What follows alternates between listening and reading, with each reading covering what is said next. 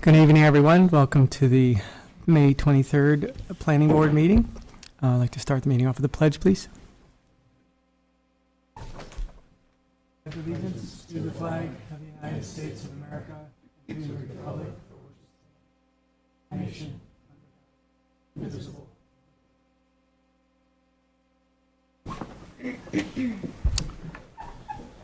Make a few announcements. The emergency exits are to either side of the room, left or right, your perspective. The restrooms are outdoor in the back of the room to the left. Please be sure to sign the attendance sheet at the back of the meeting room on the table back there, if even if you're a developer and are presenting an application. There are business cards back there with contact information for the planning department, email addresses, and phone number. Also on the back table, a copy of any resolutions we are planning and voting on this evening. And I just want to remind everyone, please silence your favorite cell phones and either turn them off or put them on silent mode, please. And any conversations you would like to have, please take them outside the door. And if you do that, please close the doors behind you. Thank you. We have one set of meeting minutes, the March 28th, 2023. Does anyone have any comments, questions for Kim or Nope. Lisa? Nope. No?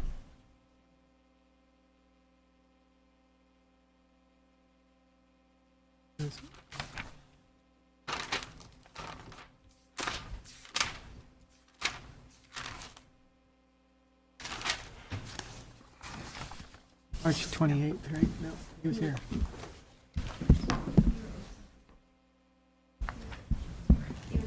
Oh, March 28th, you were absent, yes. Okay, then. So I'll take a motion for approval. I'll move. Ernie moves. That will naturally second. I'll second. All in favor? Aye. Aye. Carried 3 with 1 abstention and 1 absent. Any correspondence received? Lisa, nothing here. Boards, Ed's here. Yeah, just a couple quick things from the town board meeting last night. There were a couple presentations. One on organic recycling. They are considering using the town pit, which is next to Dryer Road Park, leasing that property, part of that property out, and using it for organics, composting, and recycling.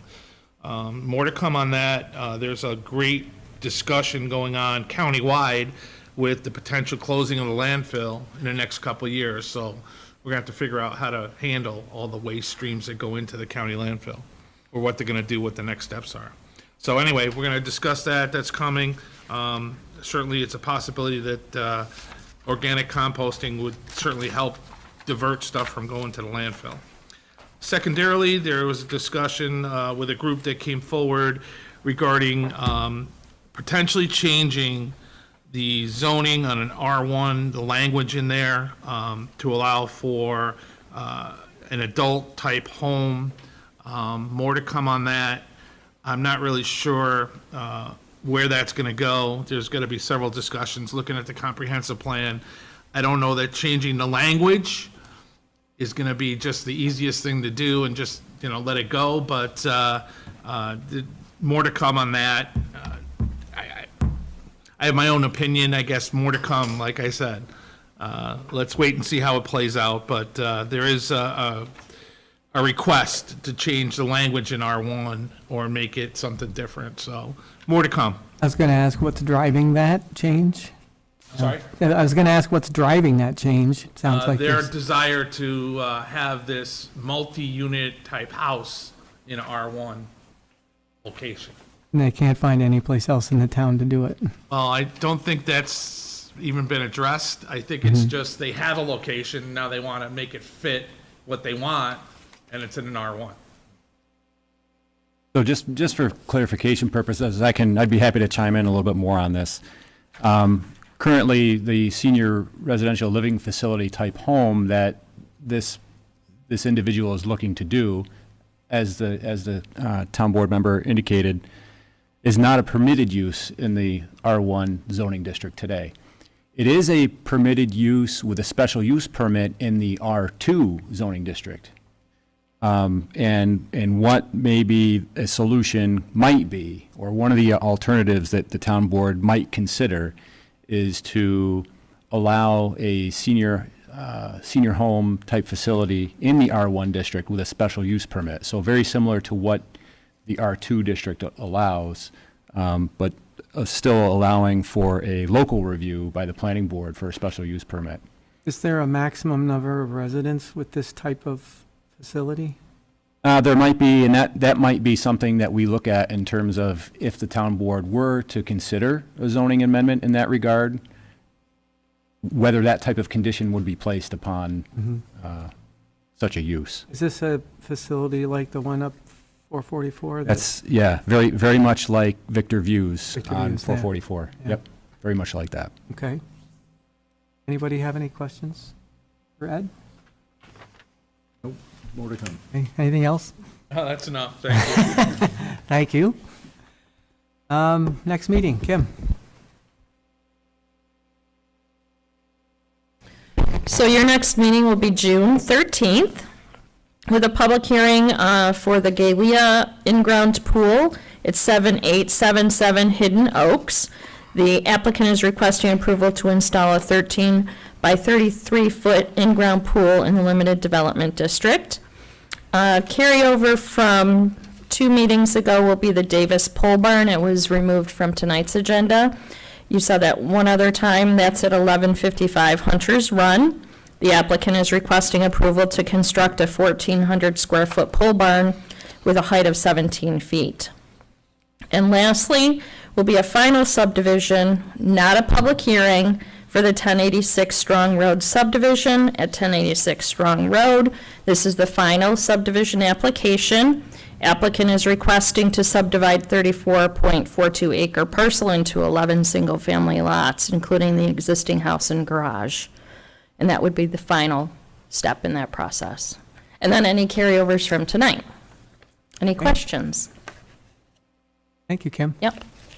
As Kim alluded to, we have 3 items from tonight's agenda that have been removed. First is the Ridley site plan, Davis Pole Barn, as Kim said, and mobile graphics. All 3 have been removed to different meetings, it looks like, June 13th and June 27th in the case of mobile graphics. So with that, the first item we have on the agenda this evening, it is closed public hearing, so we're moving on from that, is the Toth Sports Edition.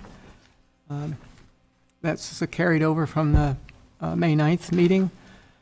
71 Victor Heights Parkway, applicant is requesting approval to construct 1,350 square foot warehouse addition on the west side of the existing facility for storage, floorboards, and electronic signage. Good evening. Evening.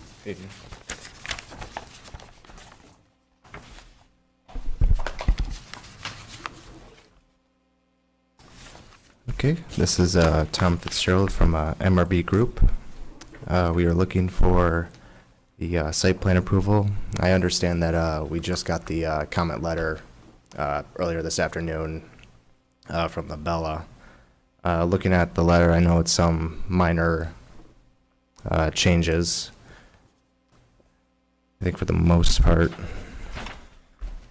most of the stuff I can go through and discuss and see. So from the landscaping, we were talking about the site plan has existing trees to be relocated in the northwest corner of the site. Ask the applicant to distinguish where the trees will be relocated on the site plan. To my right, I have a sort of a draft of the site plan. So for the one on the west, we're looking to remove this tree over here and put it over on the west side of the driveway, but they're relocated. And for the trees, we indicated where they're going to be removed and put a legend as well of saying where, of which trees are going to be removed. I believe it's also up on the screen that you can refer to also, if you like a larger version of that. Yeah. As well, we looked over the green space and the total disturbance area. Instead of being 60% of green space, it's going to be reduced down to 46%. And as for the total disturbance, I understand from the EAF application was 0.3 acres. It's going to now be 0.54 acres. Upon with that, we can send a correspondence letter with this, as well as the updated revised EAF application on a later day. As for the now for the letter that was addressed today, ADA accessible parking, we did bring it closer to the spot. So instead of it being up there, it's going to be closer here. Have 8-foot striping along there onto the left side of the parking. And we adjusted the grading as well to be a 2% slope to go from collecting runoff from top of the parking and going to the grass.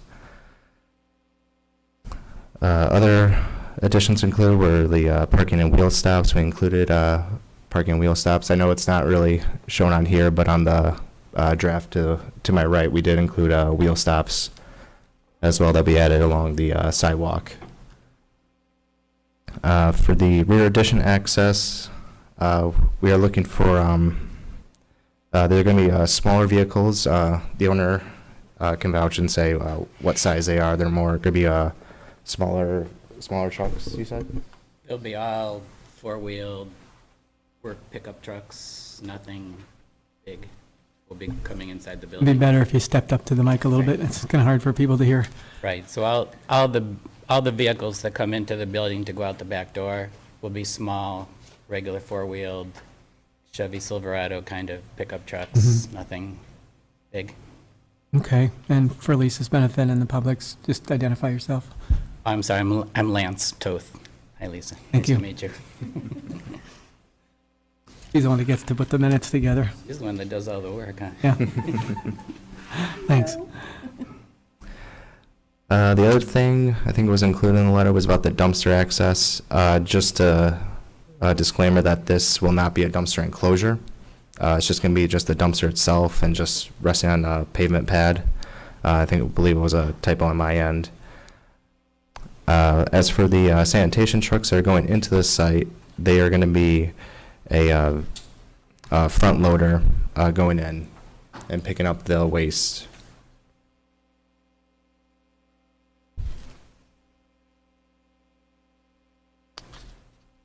And I think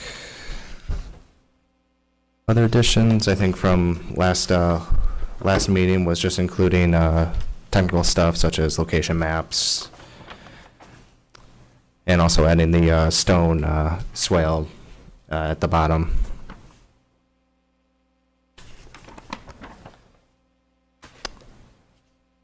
And I believe that should be it. Thanks. Wes, did you want to follow up with anything? Yeah, and thanks for the quick overview of your responses to our comments. I don't think any of our comments are significant enough that would preclude the planning board from acting this evening if you so chose to do that. Very, very minor comments that we had, and it sounds like they've already updated the plans. But really, I think one of the things that we were looking for in regard to the new parking lot to the east side of the building is maybe some spot elevations to just understand better how the interface between the pavement and the existing sidewalk will work. And I don't have a problem with looking at the updated plans and making sure that that's adequate. Beyond that, I think we're okay. With regard to the EAF, I don't feel that the applicant needs to submit an updated Part 1 EAF. I think just as long as we make a note in the town planning board file on that copy of the EAF, the changed acreage for disturbance, which is just over half an acre, that would be fine. So I don't have anything else beyond that. Okay. Al, questions? No questions. Okay. Scott? Last time I was looking at the 404 plan. I have since looked at the 505 plan, which I think is that one, and that even may be updated from the 505. And you took care of my comments that I made last time. They may have been premature because I didn't have the latest plan at the time. I just had the 404 plan. So I think you took care of the drainage well, so I don't have any issues. Ernie? You know, we went over everything very carefully last time, and I think this clarifies whatever was open. The only question I had when you talked about the dumpster relocation, looks like it has to come in at kind of a sharp angle. Is there enough room for a truck to go directly in and pick up the dumpster that way, instead of angling it? Not that, Yeah, it should go through fine. If we have to, maybe we have to just maybe adjust the payment a little bit, but I don't think a truck like that won't have any issues. because it's now no longer lined up with the driveway, it's pushed over, so. Okay, that's all I had. But, so if everyone is comfortable, have no more questions, I do have a resolution for approval, if you're fine with that. Thank you. So I'll read that, and we can vote. So, Toast Sports Edition, 71 Victor Heights Parkway, whereas the planning board made the following findings of fact, and there are 10 of them. And resolved that the application of Toast Sports Edition, 71 Victor Heights Parkway, New York, site plan entitled Toast Sports Edition, drawn by MRB Group, dated March 27th, 2023, received by the planning board April 4th, last revised May 5th, 2023, planning board application 13 SB 2023 be approved with the following conditions. Conditions to be addressed prior to chairman's signature on the site plan. Number 1 is a standard. Number 2, that the comments letter dated April 21st, 2023 from Labella Associates be addressed. Ongoing conditions, both of them are standard, and be it further resolved that the planning board secretary distribute the planning board's approval letter. So with that, do I hear a motion for approval of that resolution? I'll move. Al moves. Second. Ernie seconds. All in favor? Aye. Carried 4-0. So, you guys are all set. Thank you. Thank you very much. You're welcome.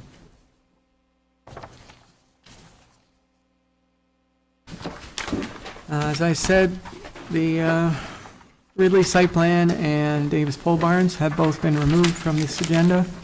Next one is Verizon Fishers Station, 600 Fisher Station Drive. Owner is 600 Fishers LLC. Applicants requesting approval to modify the antennas on the roof of the existing building. Applicant is removing 2 existing RRH units and 1 existing antenna, installing 3 RRH units and 1 antenna on the existing platform. Good evening. Good evening, members of the board. Jared Lusk from Nixon Peabody, representing Verizon Wireless. As demonstrated and aptly described in your opening introduction, Mr. Chairman, Verizon Wireless is seeking just to upgrade the equipment on its existing facility located at 600 Fisher Station Drive. Again, it's basically equipment on the existing stand and replacing it with new, more modern equipment. It's pretty well described in the application. Will not be at all visible to the casual observer, the changes. I'm going to start with Wes, if you have any comments. Just a few brief comments here. With regard to lighting and understanding that we're basically looking to replace some equipment, is there any new lighting that would be taking place? No. Okay. And would you be able to confirm, do we know that the existing structure has the ability to accommodate the new equipment? Yes. Is it pretty comparable? And Thought it was included in the, yes, on tab J of the application does have a structural compliance letter. Gotcha, okay. Very good. Yeah, and then the only other comment that we have is just maybe when the actual drawings are submitted for final signatures, is just to provide a signature block on the drawings. So otherwise we're okay. Okay. Thanks, Wes. Start at the other end of the table. Ernie, any comments, questions? No, it's pretty standard. It's okay to me. Okay, Scott? Nope, no comments. Al? Nope. Okay. I'll open it to the public if anyone has any questions, comments for the applicant or the board. Seeing or hearing none. I assume, Susie, we're not getting comments online. So with that, I'll entertain a motion to close the public hearing. I'll move. Any moves? Second. Al seconds. All in favor? Aye. Public hearing is closed. But we do have a resolution, if you guys are all set with that. Hearing no objections for the applicant, I will read that. So Verizon Wireless Fishers Station, 600 Fisher Station Drive, whereas the planning board made the following findings of fact, and there are 12 of them. Whereas the the Town of Victor Planning Board, as lead agency, has reviewed and considered Part 1 of the EAF application materials, public comments, and environmental record concerning the proposed action, as well as completed the applicable parts 2 and 3 of the environmental assessment form, and identified no significant adverse impacts. Now therefore be it resolved that no potential significant adverse environmental impacts were identified with the proposed action using the criteria for determining significance identified in 6 NYCRR Section 617.7C1 and in accordance with 6 NYCRR Section 617.7C2 and 3. And the Town of Victor Planning Board hereby finds and concludes that the proposed action will not present a potential significant adverse environmental impact and hereby issues a negative declaration. And be it further resolved that the application of Bell Atlantic Mobile Systems LLC, doing business as Verizon, CC Nixon Peabody, LLP, 1275 John Street, Suite 100, West Henrietta, New York, 14586, site plan entitled Verizon Wireless, a Fisher's Station. Is that at Fisher Station or a, drawn by Costitch Engineering, dated April 4th, 2023, received by the Planning Board Secretary, April 6th, 2023, Planning Board Site Plan Application 17 SB 2023, and Special Use Application Number 2 SU 2023 be approved with the following conditions. Item 1 is standard, and item 2, that the comments in a letter dated May 23rd, 2023 from Labella Associates be addressed. And items 3 and 4 are also standard, and be it further resolved that the Planning Board Secretary distribute the Planning Board's approval letter. So, on that resolution, do I hear a motion? I'll move. Al moves. Second. Ernie, seconds, all in favor? Aye. Carried 4-0. Thank you. With regard to the comment letter that you referenced in your approval resolution, they seemed like relatively minor comments that didn't have anything, that weren't material to the contract, to the application based on what we were doing. There were, is there a need to respond to those? That's correct. They are relatively immaterial. Okay. So what I can do is, you kind of provided a response tonight Okay. to a few of those comments. So I'll see if there's a need to formally respond with a letter. Okay. I'll coordinate with Kim. Maybe we Okay. can just close the loop on that letter based on your testimony tonight. Okay. If there's any questions I can answer by email or whatever, or whatever with regard to that, I'm happy to do that. Okay. Thank you. Right. Thank you. Are you up on the next one, too? Yes, I am. Okay, then. Put my glasses back on and do this again. Verizon Wireless 490 on-ramp, State Route 96, owner New York State Thruway Authority. Applicant is requesting approval to install a new 55-foot wood utility pole with pole-mounted antennas and equipment. And this is a new location for Verizon, I'm presuming, correct? Correct. It's a brand-new microcell. Floor is yours. Oh, I'm sorry, I didn't know if you were saying more. I was just opening up the Labella letter. As described in our application, I know there's some, potentially there's some confusion in the name of the site, 490 exit ramp. And speaking to folks in the planning department this afternoon, I understand that that's the entrance ramp. I can tell you, Jackie, with me is Jackie Bartolotta from Tectonic. We often face these dilemmas with the naming process. The RF engineer will name a site when he or she's decided that it is time for a site, and will pick a random name for that area. When he, in this case, he made that determination, he named it, he might not have known whether it was an exit ramp. It's just a name. It gets carried from the beginning of time until the end of time. and not even an act of Congress, I think, can change that name. So again, there's no geographical basis for that. It's just, that's the way it is. So I apologize if that caused confusion. Again, it's by the ramp to 490, as you say, on Route 96 in the New York State DOT right-of-way. And technically, it's an exit ramp from Route 96, if you really want to confuse the issue. There's a lot of state DOT right-of-way. It's in the Yes. right-of-way near there. How about that? As depicted on the site plan. In the application, we have approval from the New York State DOT right-of-way to place our pole. It's approximately 2 antennas, about 55 feet tall and 11.9 feet wide, mounted on the top of the utility pole. And again, it's a wooden utility pole that, there's some comments with regard to the, in the Labella letter regarding the town's requirement that it be, that new towers be monopoles. Again, these are right-of-way utility poles. It's not the first one that we've done in Victor. Again, some of them have been private property, others have been in the right-of-way. This is a utility pole, very similar, identical to every other utility pole, wooden utility pole that's in the New York State right-of-way and other right-of-ways in the town. Again, it is an unlisted seeker. Again, we provided proof of compliance with the town's requirement. Again, there was a reference in the engineer's letter regarding required setbacks. Again, this is placed in the New York State DOT right-of-way pursuant to the New York State DOT regulations.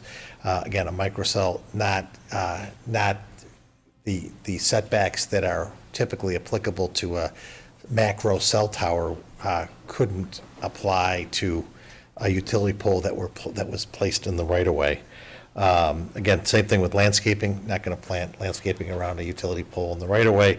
Just again, in the context of the project, wouldn't work. Access is provided on the, the side of the highway like any other utility pole. And again, fencing as described, which would normally be applicable to a new macro cell tower, wouldn't be applicable to the microcell in the right-of-way on a utility pole.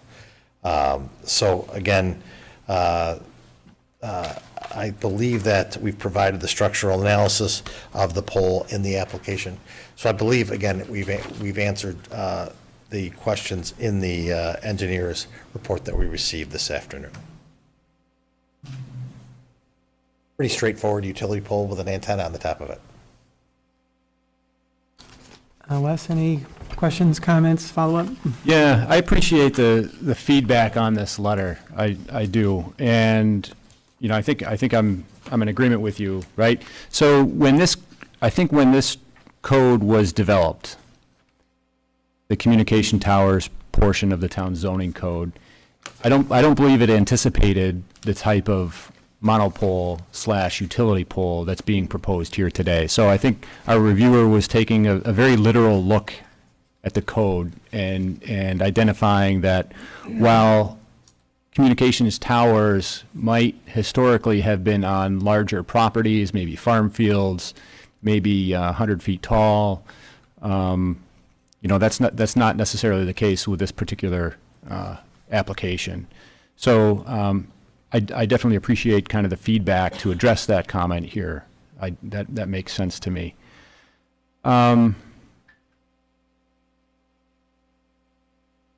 So one of the items that was also called out was landscaping, and this may also be a very similar case here, right? So Section 21147D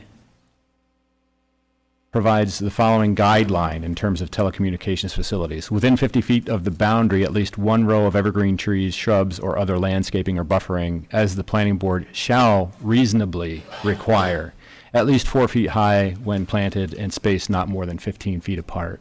It appears no landscaping elements are proposed on site, and the applicant has indicated that the location of the proposed tower will not be readily visible to the casual observer, and we would certainly defer to the planning board on this item as well, if you're interested in landscaping. Again, maybe there's a need for landscaping in a different application, but here where, we see an abundance of utility poles along right-of-ways all around town, all around the state. So, we leave that to for you guys to decide. So, we also had a comment on finishing, and again, that's really geared more towards, a galvanized finish with a larger cell tower elsewhere outside of the right-of-way. Fencing, there's a provision in the code that states that all towers and guy anchors, if applicable, shall be enclosed by a fence not less than 8 feet in height. I'm not sure a fence would really make sense in this case, but these are just literal applications of what's specified in the code. But I think you have the discretion as the board to identify whether you want to see those types of things.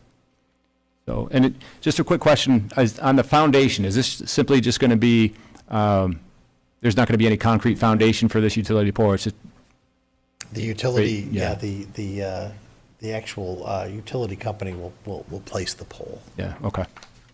Similar to any other utility pole, it'd be a Yep. dug hole or bored hole with the utility pole placed inside the hole.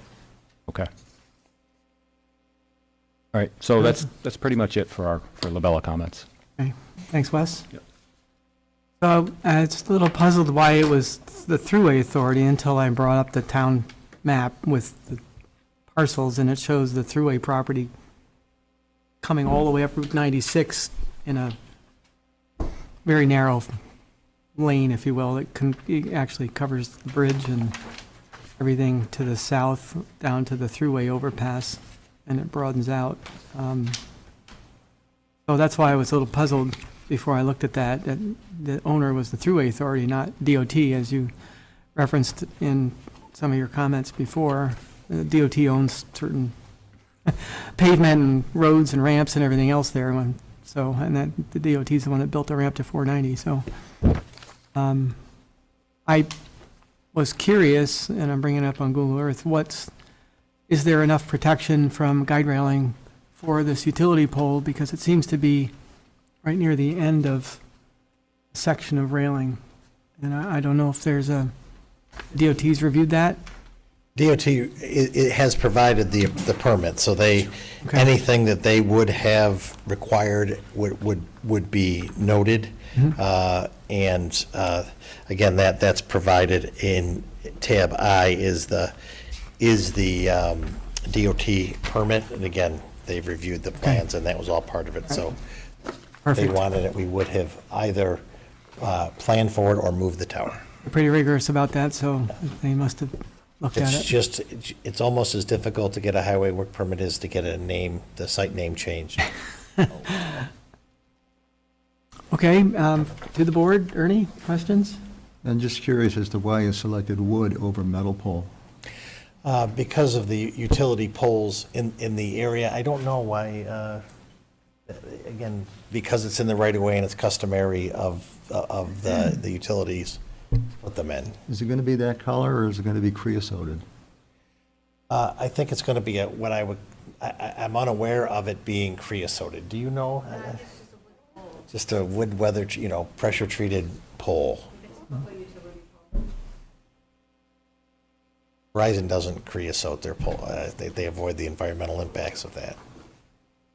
There are all kinds of creosoted poles around town, that's why I wondered. Yeah, Across To my the road knowledge. From my house. yeah, to my knowledge. Okay, Scott? So there's an existing pole there now, and you're just going to replace it with a pole that then contains the No, it's a brand-new pole. brand new pole? Yeah, new one.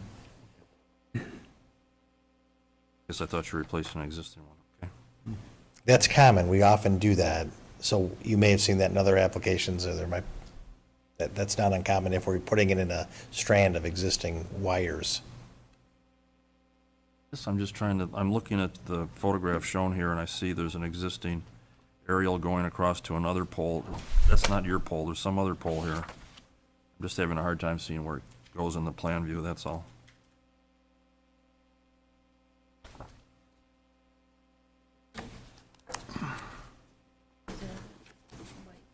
Yeah, there's a light, signal light, but it's closer to Okay. the Gore area that's, I guess I don't have any more questions or comments. I don't have a problem with the application. okay. Al? No questions. None? Okay.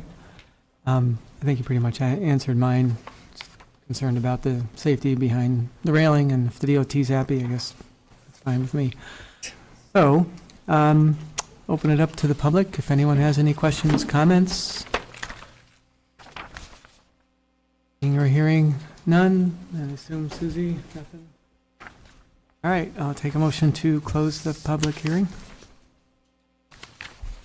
I'll move. I'll second. Al moves, Ernie seconds. All in favor? Aye. Public hearing is closed. Unless there's any other comments or questions for the applicant, I have a resolution for this one. So, resolution for Verizon Wireless 490 on-ramp, State Route 96, application 18 SB 2023 and 3 SU 2023. Whereas the planning board made the following findings of fact, and there are 12 of them. And whereas the Town of Victor Planning Board, as lead agency, has reviewed and considered Part 1 of the environmental assessment form, application materials, public comments, and environmental record concerning the proposed action, as well as completed the applicable Parts 2 and 3 of the environmental assessment form, and identified no significant adverse impacts. Now therefore be it resolved that no potential significant adverse environmental impacts were identified with the proposed action using the criteria for determining significance identified in 6 NYCRR Section 617.7C1 and in accordance with Section 617.7C2 and 3. And the Town of Victor Planning Board hereby finds and concludes that the proposed action will not present a potential significant adverse environmental impact and hereby issues a negative declaration.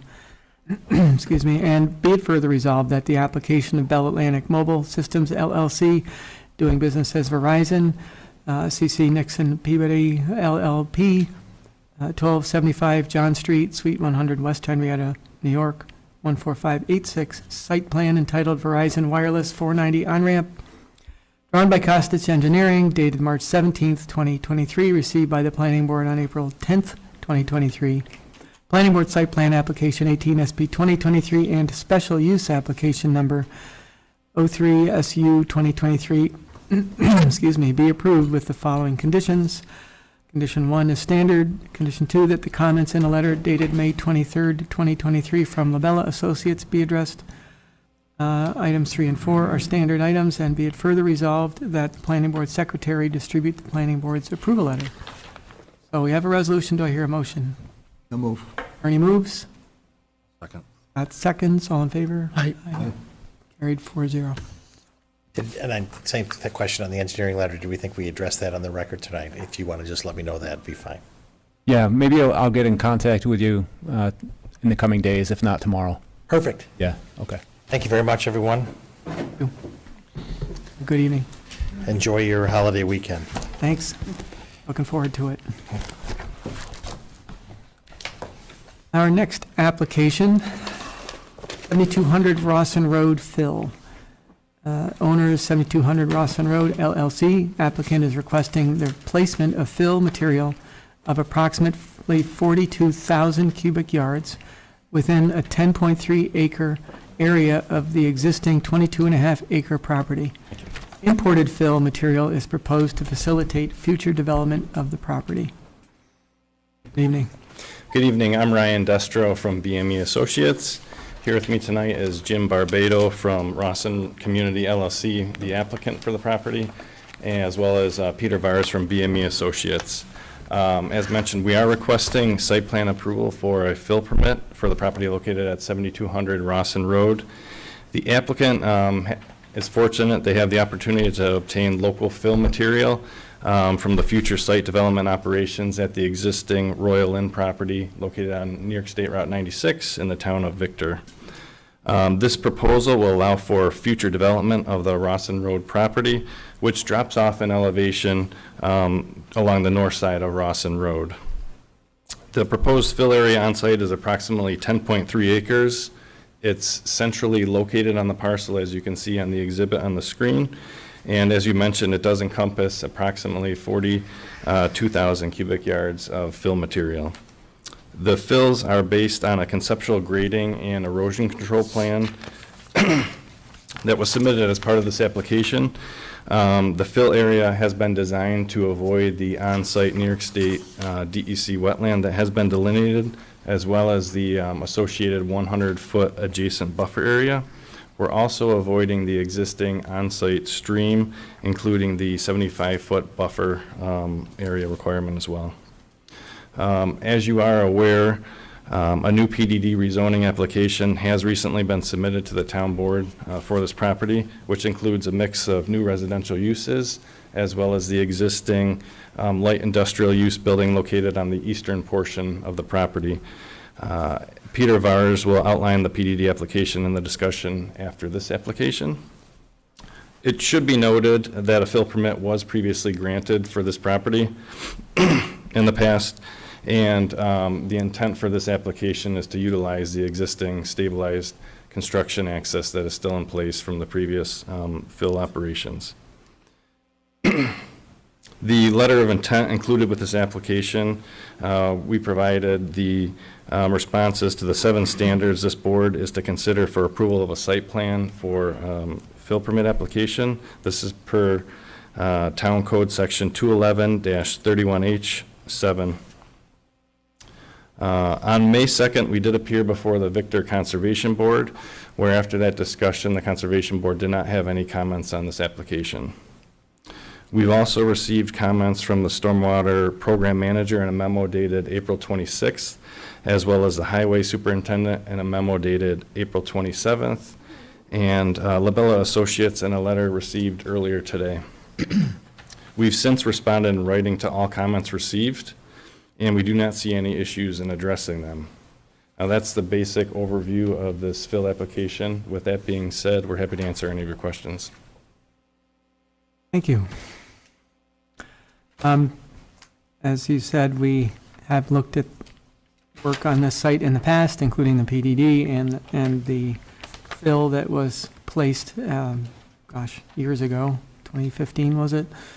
And I guess I'd like to see if we can sort of outline for the board who may or may not have been here, a little history on that. Wes, if you want to take us through that a little bit. On the PDD itself? I was thinking more of the fill that was placed. Oh, the fill. And the extent beyond which they're, Yeah, it's been a few years, right? But there was some fill placed on the project site several years ago that came from Victor Chevrolet as part of that development project. And so there was a review done at that time for the placement of fill. And some of the comments that we generated at that time, we've also kind of repeated for this particular project, right? So for example, geotechnical description of some of the materials that are going to be there. And the applicants responded to our comments already, right? So just to understand a little bit better about what we could expect as a town, the structural capacity of these soils, right? If there's going to be a project that's going to be proposed at a later date, which is going to be, that we'll get into here later tonight, we want to understand what these soils will do to the site. Yeah, it's just basically an extension of what had been done several years ago with the deposit of soils here, so. is this just basically double what was already, the same amount as what was previously put, or is it larger than that? It'll be larger. If you're able to go back to the aerial image, we can, it's the area immediately to the west or left of the light Right there. industrial building. There's a laser there for you if you want to point. There you go. The fill area is right in this area, Yep. north of Chapel Hill Drive. And the proposed fill area will be slightly larger in this vicinity. So one of the things that was done previously with the fill that was placed several years ago, they stripped the topsoil, is my understanding, right? And almost, maybe they kind of buried the fill that was placed there, and then they replaced the topsoil. It sounds like you're going to be doing the same thing here. That is the intent with this application Yeah. as well. I think that was, the intent back then was to make sure that if nothing was done for years, we still wanted to at least see grass there. Correct. Yeah. And clearly that's what happened, so we want to make sure we repeat that approach. I'm assuming that the berm won't be any higher than what's there now? No, it'll be fairly similar to the proposed fill operations now. There's roughly 4 or 5 feet of fill that were placed, and that's what we're proposing through the remainder of the fill Yeah. area. So you're going beyond the area, you're not touching the fill that was already placed, correct? Except for maybe There may be firming up to it? some slight operations within the area, but the primary portion of it will be extended further to the north. In the end, it'll just be a wider, broader Correct. mesa, plateau. Okay, thanks, Wes. Any questions from the board at this point? No? No questions other than to reinforce your comments that says, we want it stabilized and seated and just in the inevitable that nothing happens for another 8 years Yeah. or longer. Pat? I'm looking through the information, maybe the PDD is somewhat part of this, but this is the concept plan that I saw. Is this That's the old one from. That's the old one. is the general intention to do something similar to this when the site is prepped and filled? It will be in the general vicinity, and Peter will cover the Yeah, layout of the PDD application rate following this. I guess, to approve a grading plan, I think it's helpful to know what's going to go there, especially in terms of planning. We can flip to the PDD site plan if you're able to bring that up. I will note that the grading plan provided does show the proposed road alignment. It's dashed in on the plan.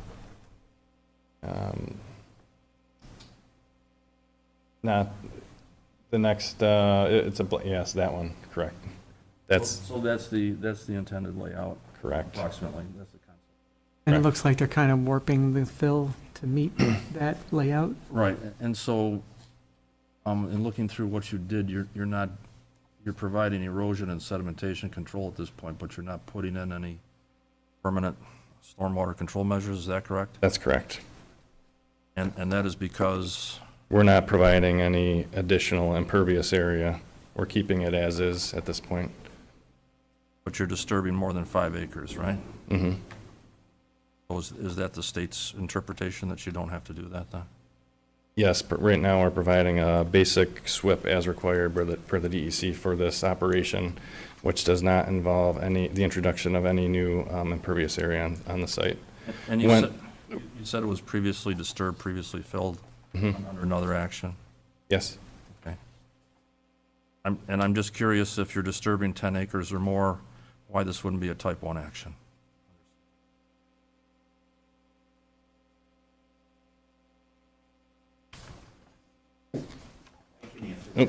Okay. Mr. Vars. Yeah, hello, Peter Vars from BME Associates.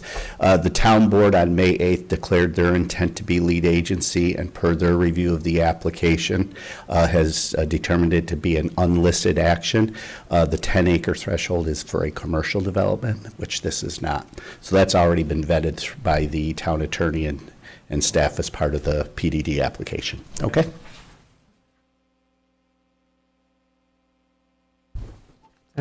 I guess those are my questions. I appreciate knowing what's going there, because I think that's really important to justify the grading plan that's being presented. And I guess if the town is okay with the stormwater and the permanent structures to come later, that's the town call. Okay, Ernie, questions?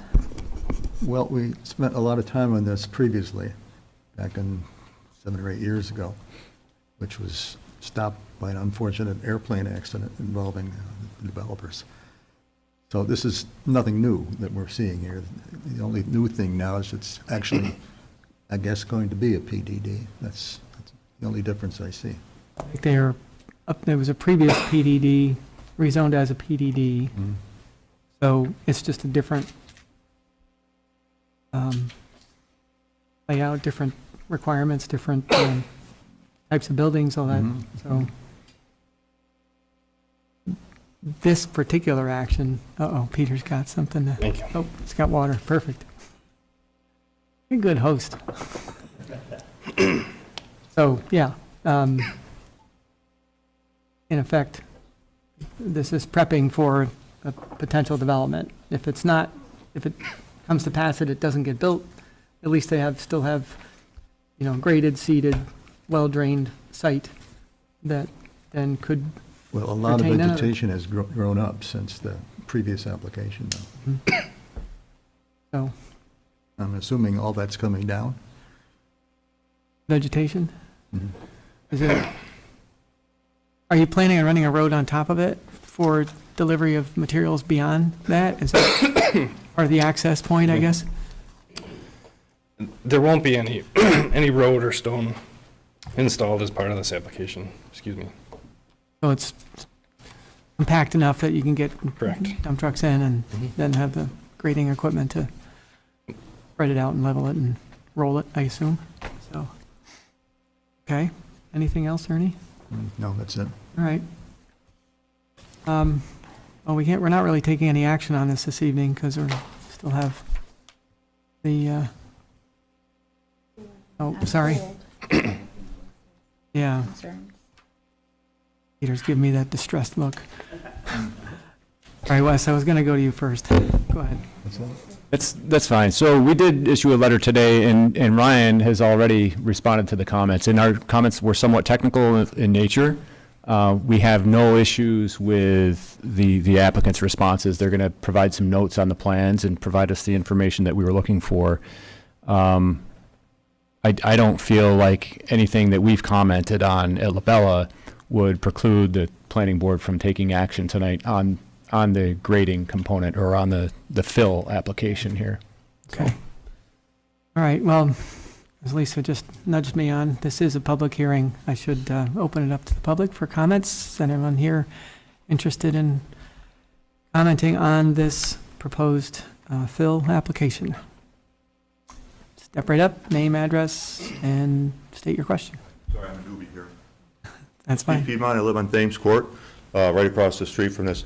Have there been consideration for the number of trucks that are going to be coming in and out from a traffic standpoint and the dirt on the road? I know that was an issue previously, and I think there was even some rerouting of the way that the trucks were allowed to come in, Yep. and some cleanup on the road and some other things. I haven't heard that addressed at all tonight. That's a part of this. So what? That will be a part of this.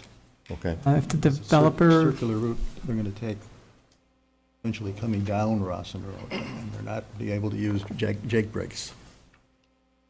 Okay. Do we have an estimate of the number of truck trips that it would take to move all of the soil to the site? 4,200 trucks, at 10 cubic yards of truck. Is that about it? I just divide by 10. I'll need you to speak up front, sorry, to get it on record. I can't hear from there. Part of this application includes notes that we'll be adding to the plans, that the applicant and the contractor will be required to coordinate with the town highway superintendent for the routing of the trucks as part of this application. Thank you. That answer your question? I think so. Yep. Okay.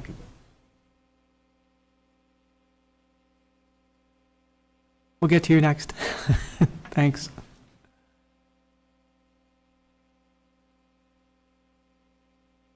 Good evening, Dave Nankin from Chaucer Court. And I remember the meetings that preceded the original fill. And because of the board's nicety, you helped clean up the road. I mean, I don't know if it came from the highway department or from residents, but at the time, the road was a mess. And I'm going to ask your indulgence, please. Is it possible to change the route leading into the property? Right now, we have Chapel Hill and the entrance into this property nose to nose. Can that entrance be moved up somewhere between Burlington and Chapel Hill? I mean, as you hear, I mean, there's going to be, what, 4,000 trips? Easily. Can you imagine 4,000? Over how long a period of time is this going to go on? Months? The other one went on for quite some time, months, if I remember correctly. And I think it would be, for safety reasons alone, I think it would be terrific if you could just help and move it away from where it is right now to another location, somewhere in between Burlington, like I say, and here. And if I may, I have a question. There is a pump on that diagram over here, if you can look. On the upper right-hand corner, at the very end of one of the roads, it has pump on there. What would that pump do? I mean, I'm assuming water, but where would that go? Can you use the laser right there to point Yeah, where you, yeah. and Okay, about the area that it is? Should be a button on the side near the top of the... Okay, yeah. Oh, okay, I got, okay. That's all right. It's, the road goes, there's a little spot right in here somewhere. It says pump. I'm trying to find it on mine, so that's why I asked you to point to it. Sure. Oh, is it? Oh, is it? You know what? Oh, there's not there now, right? This is a new pump station being proposed for the PDD. Does that help? Okay. Yeah, it's not So there it's yet. nothing, It- okay. Whenever they build what they build, whenever it's approved, then they will put a pump station in. They've shown it on the PDD in that spot. It may Okay. or may not end there, I would assume, end up there, but they need something to get the sanitary flows out of the development, I'm sure, so. And the fill that's coming in, is that going to be tested? I mean, if I remember correctly, the fill that came in originally was only going to be temporary.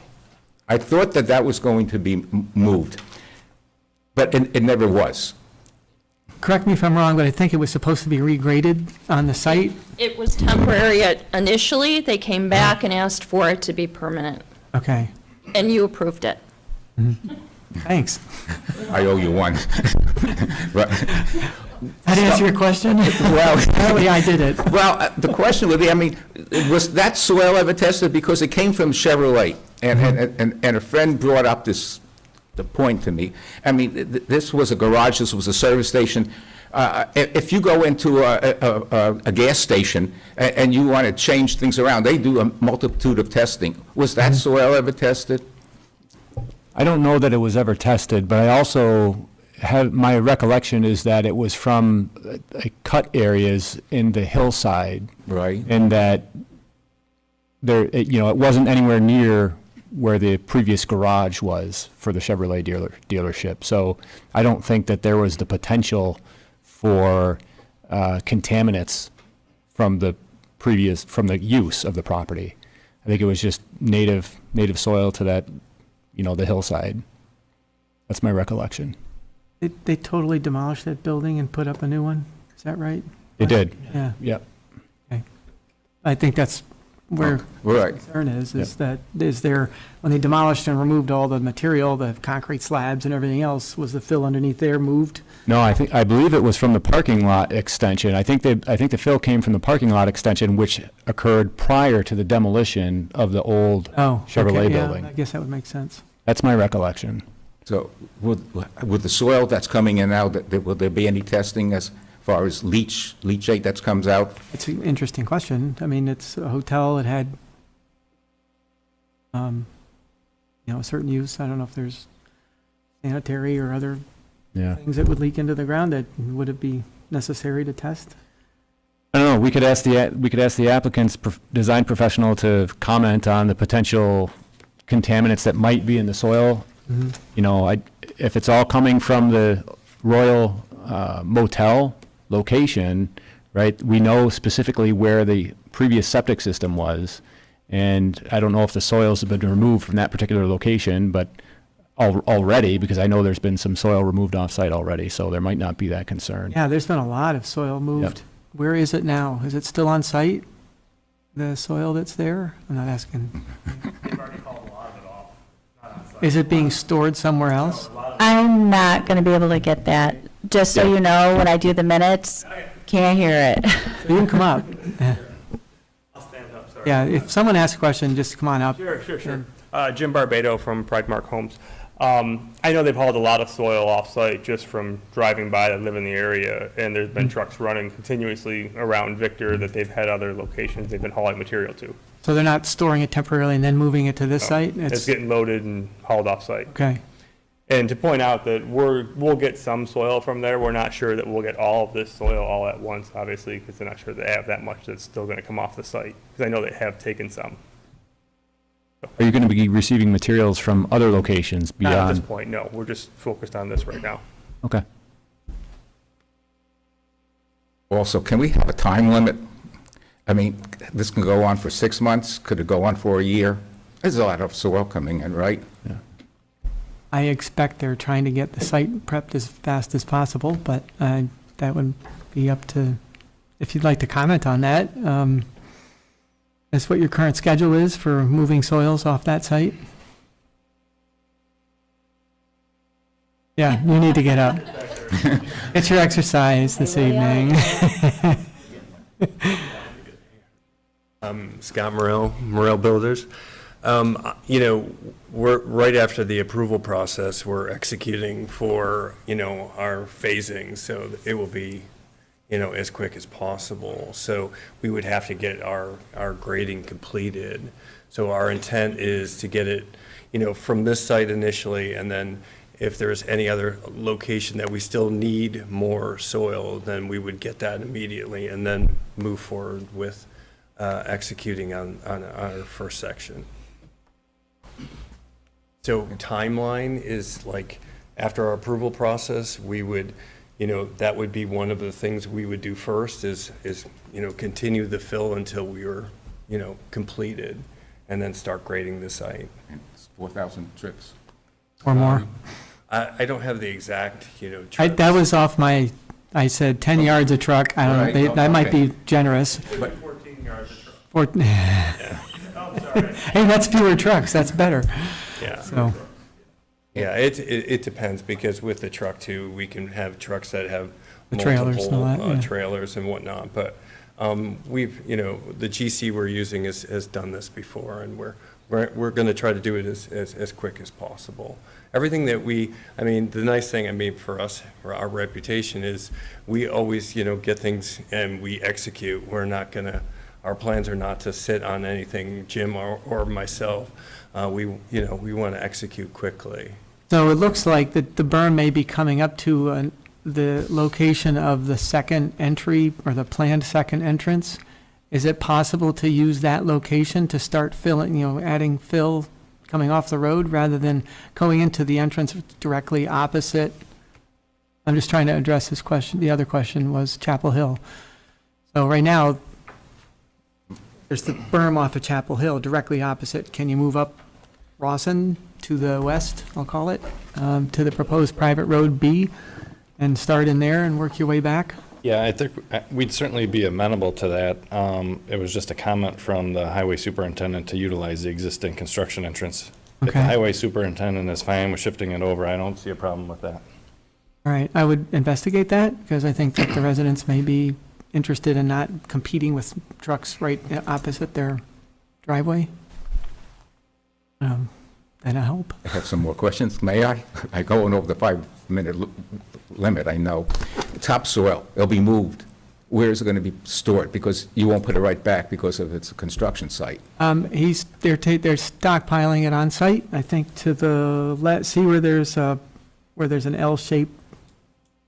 Just to Okay. the lower left from the last extension, there's a topsoil stockpile with double row silt fencing. On their grading plan, yeah. Yeah, sorry. So right there, Yeah, okay. that's what I'm seeing. But short of that, they still need to put topsoil on the fill to Immediately? protect the soil and seed it if that's not going to be moved straight away. Okay. So then when they come back to build, they have to move it again? I presume. Yeah, they wouldn't want to build right on top of the Right. topsoil. Yeah. They'll redistribute it, and Yeah. they'll probably sell off quite a bit of it. Is that, do they know how much topsoil is already there? I'll tell you why I asked that, because the first set of soil that was brought in was just laid on top, if you can remember, was just laid on top of the topsoil. And then when the second truckloads came in at a later time, you brought up the fact that it was, remember? Absolutely. Yeah, and, yeah, And we how had them much? stockpile it off to the side That's and then right. cover it over so that it would seed and do what it did. Exactly, yeah. Grow some reasonable soil cover, or, grass cover for that area. So I'm just curious how much, a foot, 2 foot, I mean, I don't know how much is in there. It would be Oh, I- interesting. Yeah, because it's going to go back onto the property once the homes are there, and that would be nice to know. Oh, Okay, I took enough of your time. Thank you very, very, No, very much. You're welcome. Yeah, I appreciate your comments. Anyone else? I think I saw one other hand over here. Come on up.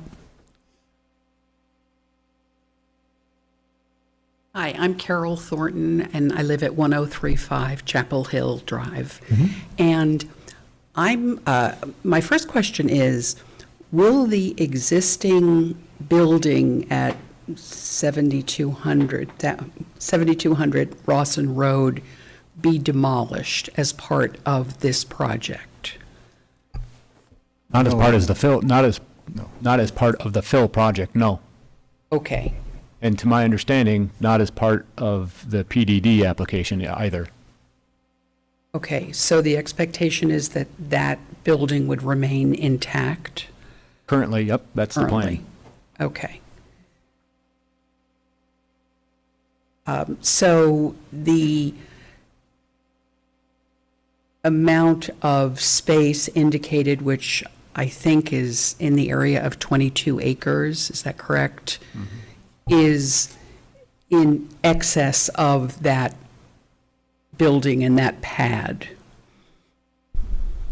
I think is that the entire parcel? Because it does call that building future lot 70. So once they get approval for the PDD, I'm assuming that all the other pieces are other lots, and then this building becomes lot 70. I'm seeing some heads nod back there, so it's going to be its own lot, and it's, I think, delineated by that right there. So this becomes a building in its own right, and these are all separate lots on the new PDD. Is that correct? Okay. Does that help? We're not clear. I mean, I understand what you just said. I guess I'd be interested to know whether that building will be removed so that it could be better incorporated in any future development of the total piece of the property. I would presume they're not going to demolish it unless they have some other use for the property and the building. Okay. And that's not part of the application as I understand it. Okay. Correct? I'm seeing some heads nod back there. Okay. And I would like to support the gentleman who was up here before myself, that with the current openings on that portion of the road, something between Chapel Hill and, it's just left me, is it? Burlington. Burlington. Yeah, the next one. Would be, certainly, my thoughts would be, it would be much more optimum to not be utilizing, and there is nothing on that side of the road yet. So if you're going to add something, why do it immediately opposite an existing property? So I would very much endorse the suggestion of looking at moving that even between the two areas. And my last question would be, in terms of the fill coming in, I think it would also be advantageous for those living in the area if it came in higher than where they're identifying right across from Chapel Hill. But will a road, I mean, my understanding is, I think they're saying it's, the ground is solid enough that they can just drive trucks in and leave the fill without constructing some type of a road. Is that correct? For this operation. For the fill, Yes. for the delivery of the fill. That's what they're saying. Now, I don't Okay. know if the ground that's not part of the existing berm is that firm. Have you looked at it? Peter's nodding his head. So, I would just say that that was part of the previous compaction operation, so there was construction vehicles on top of that pile that were part of the placement of that pile. yeah, okay. So is it possible to go ahead and move make a new access point to put the fill in, because you're going to be putting fill there anyway, I'm assuming. So, sorry, I get to go up and down.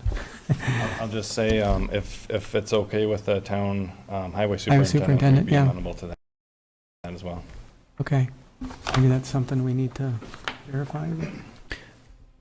Yeah, I think we should coordinate with the town's highway superintendent. There may be a very good reason why he would prefer to use the existing construction entrance. However, if he's okay with doing another one, a different one, I mean, I don't see a problem with that. Okay. So whether or not you want to make that a condition of approval, if you're looking to take action tonight, or if you want to do some research before you take action. I would suggest we could make that a condition of approval. I guess depends on what else we have to offer here on this. What kind of arrangement do we have for quality control of the fill? Do we have some level of inspection that can be provided to verify what's going in there? It's a good question. Yeah, I think we had some.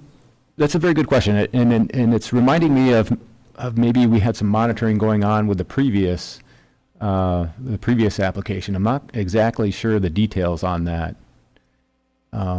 Just listening to the discussion, it sounds to me like it would be good to have some sporadic inspection just to check in periodically. Mm-hmm. Yeah. I also noticed on our resolution that we're indicating this to be a type 2 action. The applicant indicated it's an unlisted action. PDD said, I think it was a type 1 action, but I think it's at least an unlisted action, and I think whatever the amount of trucks is that's coming down there, whether it's 3,000 or 4,000, that's a significant environmental impact. So I think it should be at least an unlisted action, and I think we should have some sort of plan submitted accordingly that shows the truck route, how they're going to go, the hours of operation. I think they've indicated the hours of operation, but I think those are all valid concerns by the neighbors. Mm-hmm. We would like to suggest that could be incorporated as a condition of approval. We would set up a pre-con meeting with the highway superintendent, review the truck route, make sure that he's aware of it and approves the route. And then I think we could move on from there with the proposed fill operations. Keith, did you have something you wanted to put forward? I didn't know if that was going to address her comments or. Relates to this, why don't you go ahead, please? I was just going to say, as one of my comments. Sorry, Keith, jump right in. Chief Maynard, Town of Victor Stormwater Program Manager. As one of my comments for this project, as we've done with other projects, they have to keep a log of where all the material is coming from that we could ask for at any point. Okay. Sorry, that's all. No, Thanks. And I don't know if this is the right group, but in anticipation that there could be development, would there be a modification in the speed limit on Rawson, which is presently 45 miles an hour for pretty much once you're past the 7,200, that's about the area where it shifts up to 45. That would be the town board, And you are the town board. or the town planning board. Town planning board, Yeah, okay. You just So- promoted us, I Different don't board, think okay. that's. Okay, so that would be addressed to them. Yes, I believe so. Okay, can you share that with them, or, We have a town board member sitting right there. There's Ed, he's right over there. okay. Because it even seems now that 45 is more speed than is needed for that stretch of the road. So even if it came down to 40, but I think if there is going to be potential future development, it would be wise to consider a reduction of speed along that, I believe it's stretch. DOT or the state has to approve Yeah. that, right? Yeah, that's correct. My understanding is that while the town board can maybe request a reduction in speed limit, it's not their decision, Okay. right? So they need to petition the state to be able to reduce the speed limit. Okay. And that's certainly some feedback that this planning board can give, right? Because this planning board's going to be making a recommendation on the rezoning component, Okay. and that might be a part of their recommendation, so. Because if it was to increase the amount of the population, it seems that it would behoove us to bring down the the speed, and I understand speeding is an issue right now in Victor, from what I read in the newsletter. So thank you very much for your time and your Thank you for your information. Yeah, before you get away, just a quick comment. We have petitioned the state numerous times, and we're not doing very well at getting speed limits reduced. We're probably about 99%, they say no, we don't see it justified, so we have not been very successful. We can do it, but just FYI, as they had mentioned earlier, we can petition the state, but the state normally says nope. So I'll bring that to the board and let them know. Normally it goes through the highway superintendent. The request usually goes through him. He gets it, it comes to the board, they send a letter to the state, and then the state responds. So that's how that works. Have they ever looked at like change of the environment as a factor in the reduction? Yes. Okay, thank you so Multiple much. developments, when the school expanded, I mean, there've been a whole bunch of different reasons why the requests have come in for reduction in speed. And unfortunately, we have not been successful at getting them to move the needle. Okay, thank you so much. No, they won't do it till somebody gets killed. Sad to say. Perhaps construction signage is not off the table, however. Perhaps they can show us, in addition to the relocated entrance, they can show us signage for people who are living in the area during the time that these trucks are coming. It's a construction zone, drive carefully, or whatever the appropriate signage might be. Yeah, that can be temporary construction signage. Okay. Anything else? Comment? Any other comments? One more quick question. Sure. Susan Piedmont, Oh, come right 1122 up. Thames. Say Susan it. Piedmont, 1122 Thames Court. On the light industrial building, it's going to stay, but is it going to be maintained by anybody as far as, right now, it's beautifully maintained on the exterior, Yeah. which we always comment on because it's empty. What will be the status of that building after this development, if approved? That would goes be for through? the next discussion. Oh, okay. This is the fill application, the status of the building and the whole development is going to be Do I Peter wait Barr's. to bring that up, or you already know I'm asking, so you might bring it up? Or what? Do I stick around? We're just curious. It's kind of confusing. Why not tear, wait till the next Understood. session. No problem. Nice. Okay. Yeah, the next one is not a public hearing, so we just heard your comments, so we can talk to that. Marcia? It can be confusing, but these are good people. These are Thanks. good people. And my notes are a mess, but can you, I couldn't quite hear where, So you have where to- the, I'm sorry? Your name? Marcia Sengus, I'm sorry, you said Marcia, sorry. Yeah, I Marcia did. Sengus, 1231 Wellington, in the Drummonds. I couldn't quite understand where the fill was coming from. You know, the Royal Inn, where they're putting the new Delta Oh, Sonic? Delta Sonic. Yeah. Oh, Royal Inn, I didn't, okay. Yeah, Exit 45 Motel, you've been around that long, right? I know. It used to be called other things. Yeah, right. It's true. I know that the postcards go out for the public hearings to like 500 feet.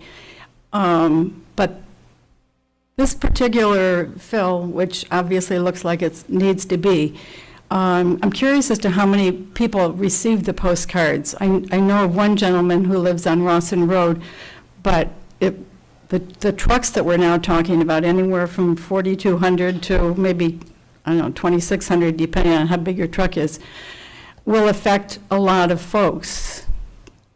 Do we have any idea about how many people were notified, maybe? It went out 500 feet.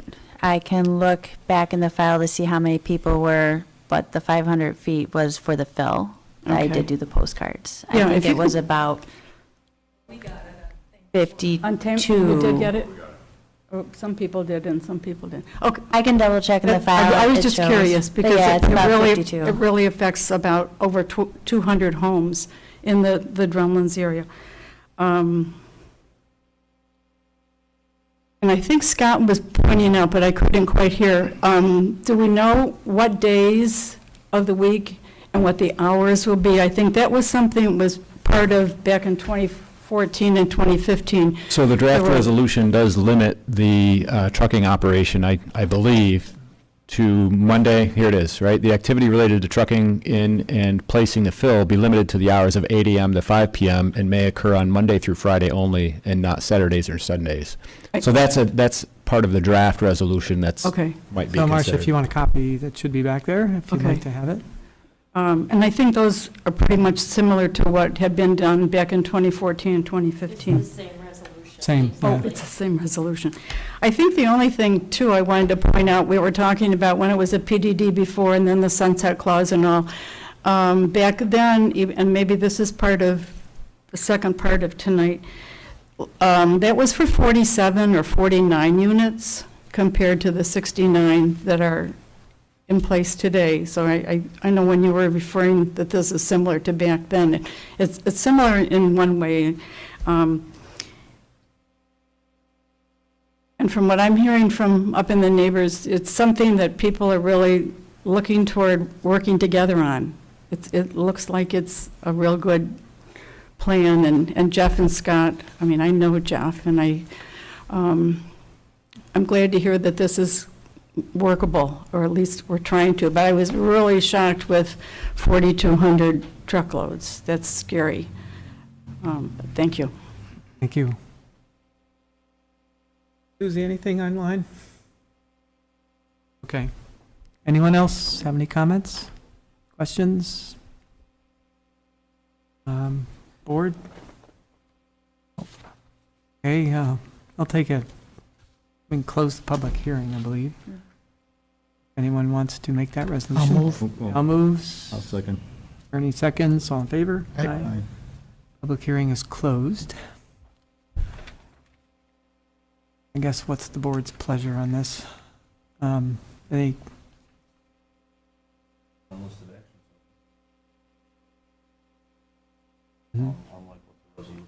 Is your microphone on? Oh, maybe it is not. Just checking to see if your microphone's Oh, on. I'm sorry, I guess it was. It says it's not subject to seeker review. Right, but it is subject to seeker because even the applicant agrees that it's a listed action. And maybe you want to pull your microphone down a little bit more. The applicant agrees that it's a listed action in item 1 of the 23rd letter today. Mm-hmm. Item 1 seeker. Everybody appears to be an unlisted action. I would say with all the comments that So do you want to take some time to put together part 2 and 3 of the EAF, or would you like to consider it at the next meeting, or do you want to address that tonight? I suspect these guys want to do the full plan pretty Is it? Bill's available for just. It turned off itself again. We take 2 weeks to, this it could hurt you in terms of getting the fill material. Yeah, your microphone keeps turning off, so that's why. Sorry.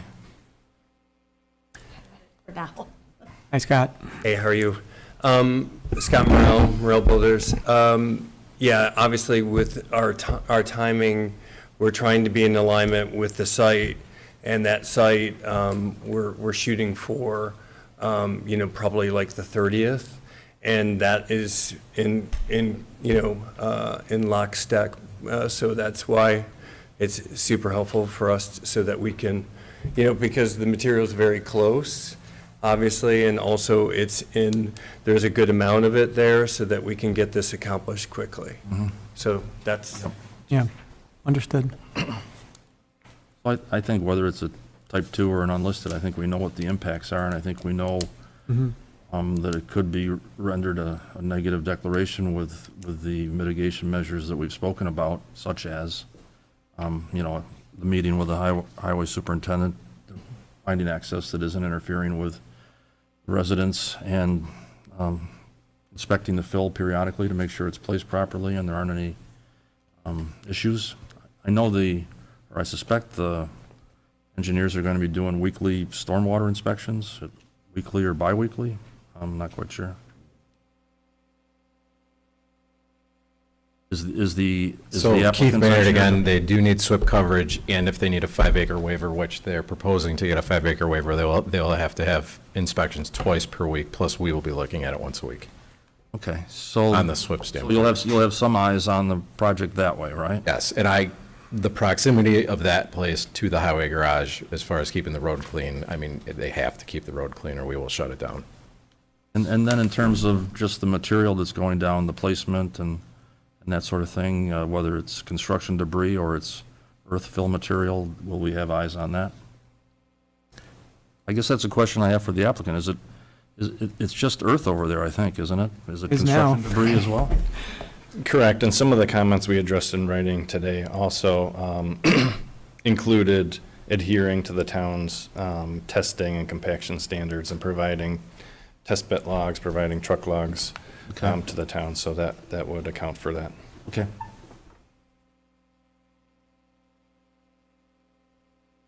So if this is unlisted versus type 2, And we did provide a short EAF for the unlisted action.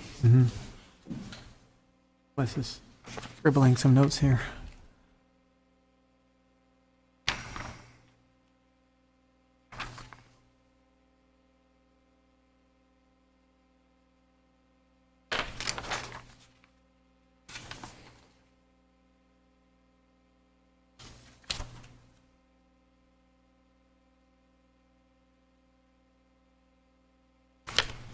Yeah, we do the short form.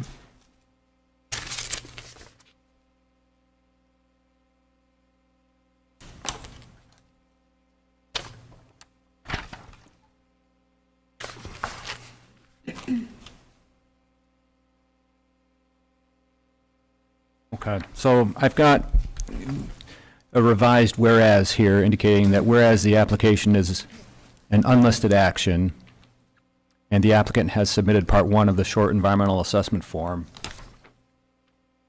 So that would replace the language where it indicates whereas the application is a type 2 action not subject to seeker review. And I will add a resolved paragraph here.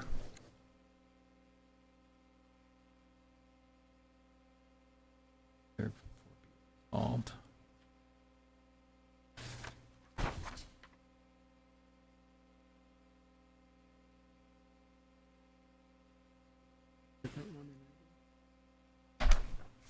Oh, okay. Over that. You're gonna modify that one or add? Gonna modify it. Okay. Tell you what.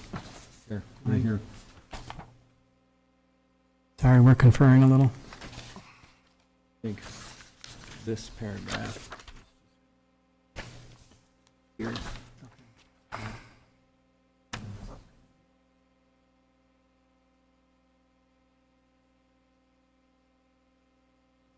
And then, Yep.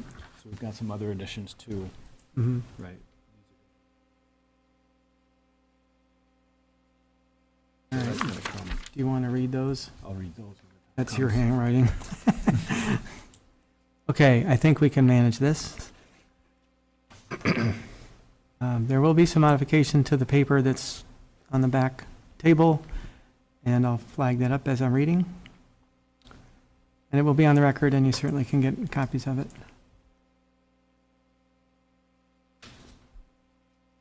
Okay, so close the public hearing. If everyone's amenable, I'll read this resolution with some changes that Wes is testing and modifying for the unlisted action category here, or characterization. So that goes here, right? I'll just yours. All right, so this is a resolution for 7200 Rosslyn Road. Whereas the Town of Victor Planning Board has received an application dated April 18th, 2023 from Rosslyn Community LLC, the application seeking limited site plan approval related to grading and filling at 7200 Rosslyn Road, referred to as the site. And whereas on October 14th, 2014, the Planning Board approved a similar application for the site, permitting fill to be placed on the site in an area of about 200 feet by 200 feet for temporary storage, the 2014 fill. And December 15, 2015, the Planning Board approved a similar application for the site permitting fill to be placed on the site in an area of about 200 feet by 200 feet for temporary storage, the 2015 fill. And on January 24th, 2017, the planning board approved an application for the site that the fill material that has been placed at 7200 Rawson Road be allowed to remain on site without any timeline for removal or regrading. And whereas the current application in sum seeks: 1, permission for the 2014 fill, 2015 fill, and 2023 fill to remain on the site without any timelines for removal or regrading, and 2, permission to place additional fill of 42,000 cubic yards at the site. And whereas the application is an unlisted action, and the applicant has submitted Part 1 of the short form environmental impact assessment form. And whereas such application is subject to provision of the Victor Town Code at Section 21131H. And here's a paragraph I'm adding that Wes has proposed. Now therefore be it resolved that no potential significant adverse environmental impacts were identified with the proposed action using the criteria for determining significance identified in 6 NYCRR Section 617.7C1 and in accordance with Section 617C2 and 3, and the Town of Victor Planning Board hereby finds and concludes that the proposed action will not present a potential significant adverse environmental impact, and hereby issues a negative declaration. And, I'm going back to the originally drafted form, now therefore be it resolved that the planning board finds that the application conforms with the requirements and considerations identified in town code, particularly given the conditions imposed below, and be it further resolved that given the nature of the application, including the size and height of the proposed fill, and given the erosion control methods proposed in the application, the planning board finds that the application will have no material adverse impacts on soil erosion, drainage, aesthetics, or the character of the neighborhood, and be it further resolved that the planning board further finds that 2015 fill has been stabilized and revegetated and has and will have no material impact with respect to drainage, erosion, vegetation, character of the area, aesthetics, etc., and be it further resolved that the planning board finds that application provides adequate provisions to ensure the additional fill will also be stabilized and revegetated, and be it further resolved that if soil is to be removed or moved on the parcel, an application must be made to the planning board for site plan approval, and be it further resolved that after duly considering those elements in the town code, the planning board hereby approves said application for grading site plan approval, subject to the following conditions. A, that the activity related to trucking in and placing the fill be limited to the hours of 8 a.m. and 5 p.m. and may occur Monday through Friday only and not on Saturdays or Sundays. And B, that the trucking related to the filling operation be conducted in accordance with the circle route described in the May 23rd, 2023 Planning Board meeting, and that the applicant provide said route map to the Victor Central School District. D, that the highway superintendent verify that the route will not utilize roadways in excess of any road weight limitations. Okay, you probably have some other comments on that you're going to add, right, Wes? Okay, I'll keep going. E, that the trucks utilized to transport the fill be covered.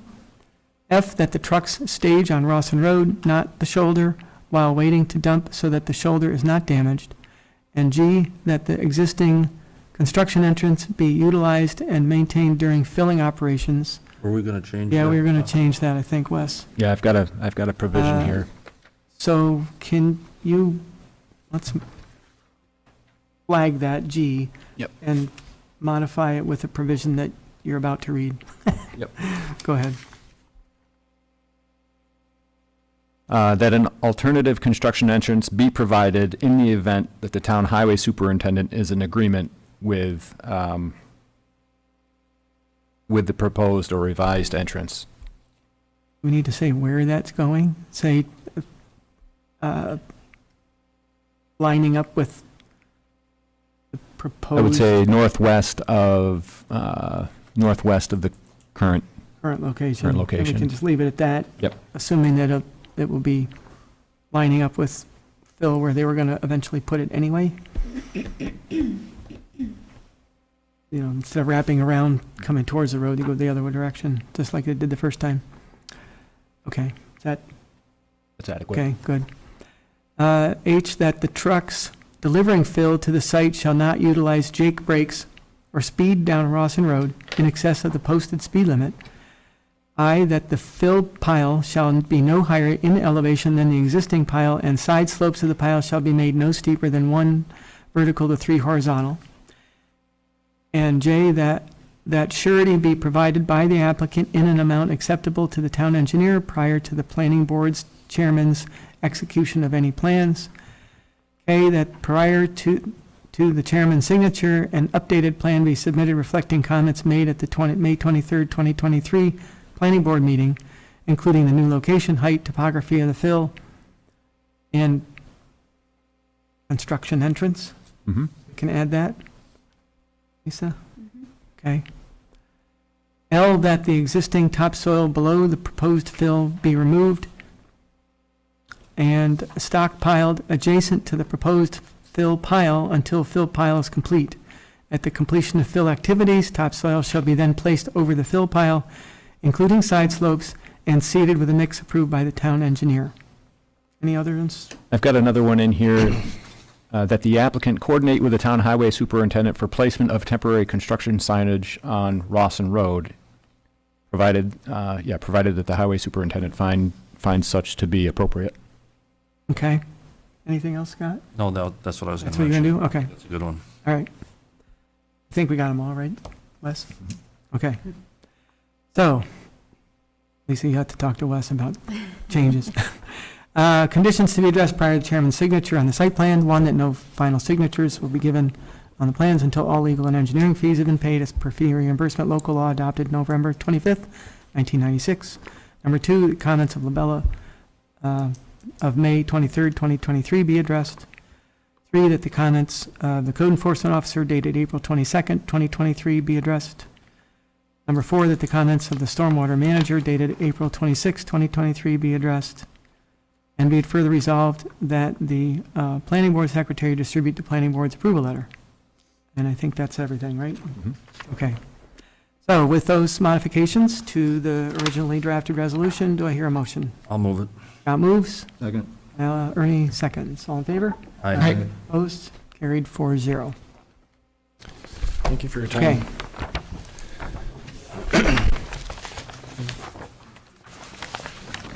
Give these to Lisa. Yeah. There, Lisa.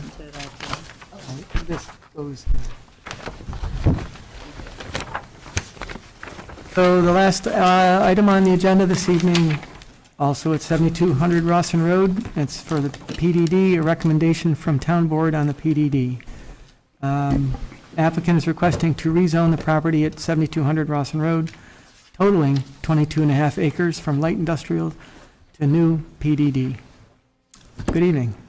Good evening. My name is Peter Vars with BME Associates, appearing tonight on behalf of the applicant Rawson Community LLC. With me this evening is Bill Arena from Rawson Community, along with Jim Barbado, Scott Morrell, and then Ryan Destro from our office.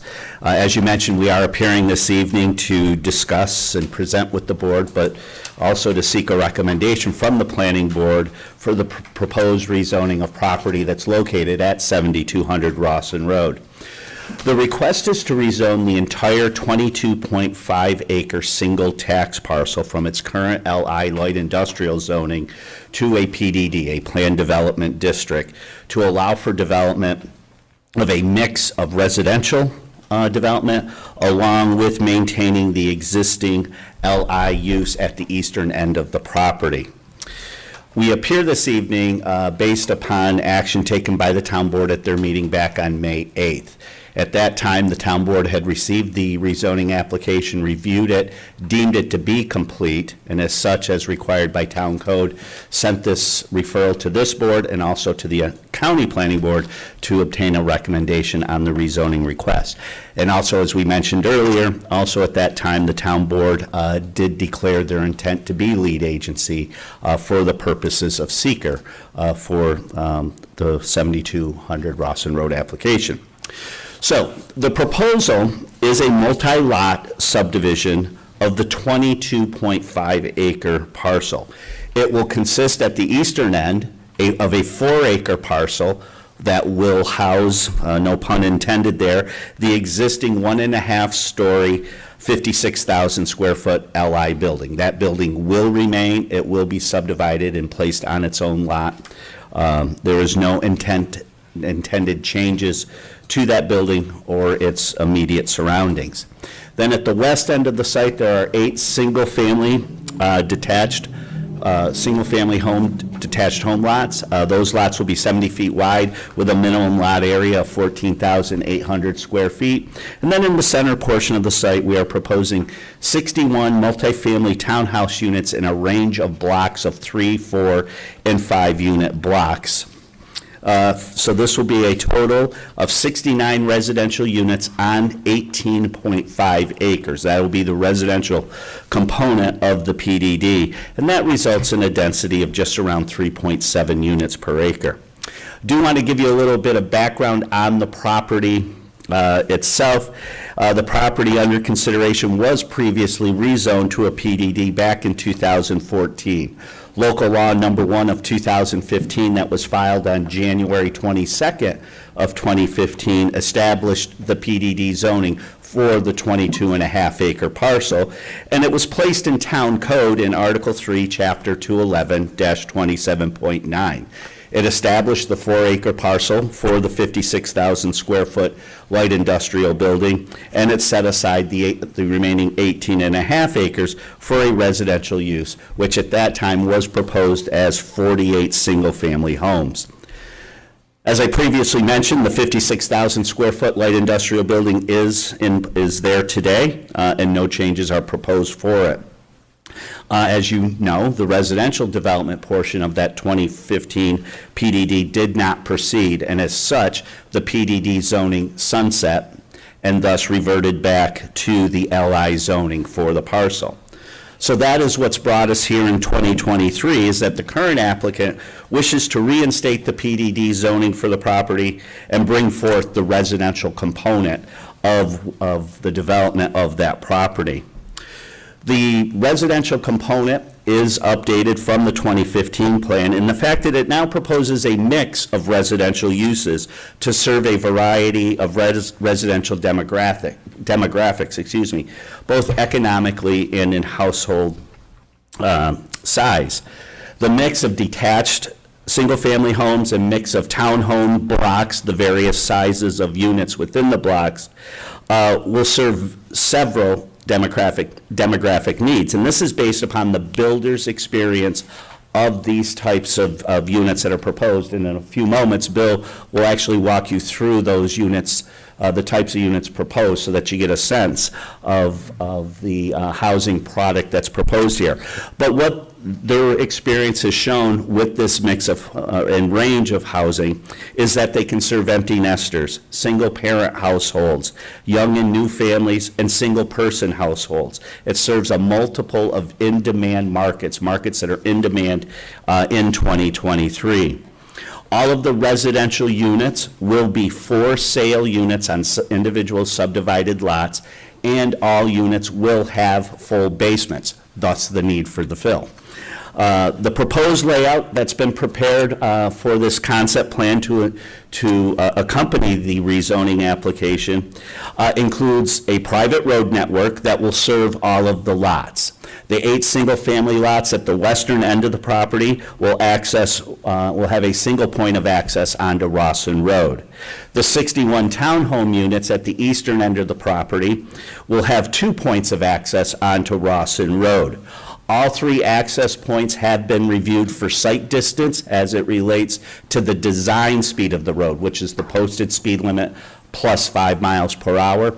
All proposed access locations exceed the recommended site distance requirements for both intersection and stopping site distance, and that was detailed on a table on the concept site plan that was submitted with the application. In addition to this vehicular pattern, pedestrian circulation, pedestrian mobility, and connectivity is also a very large part of this project.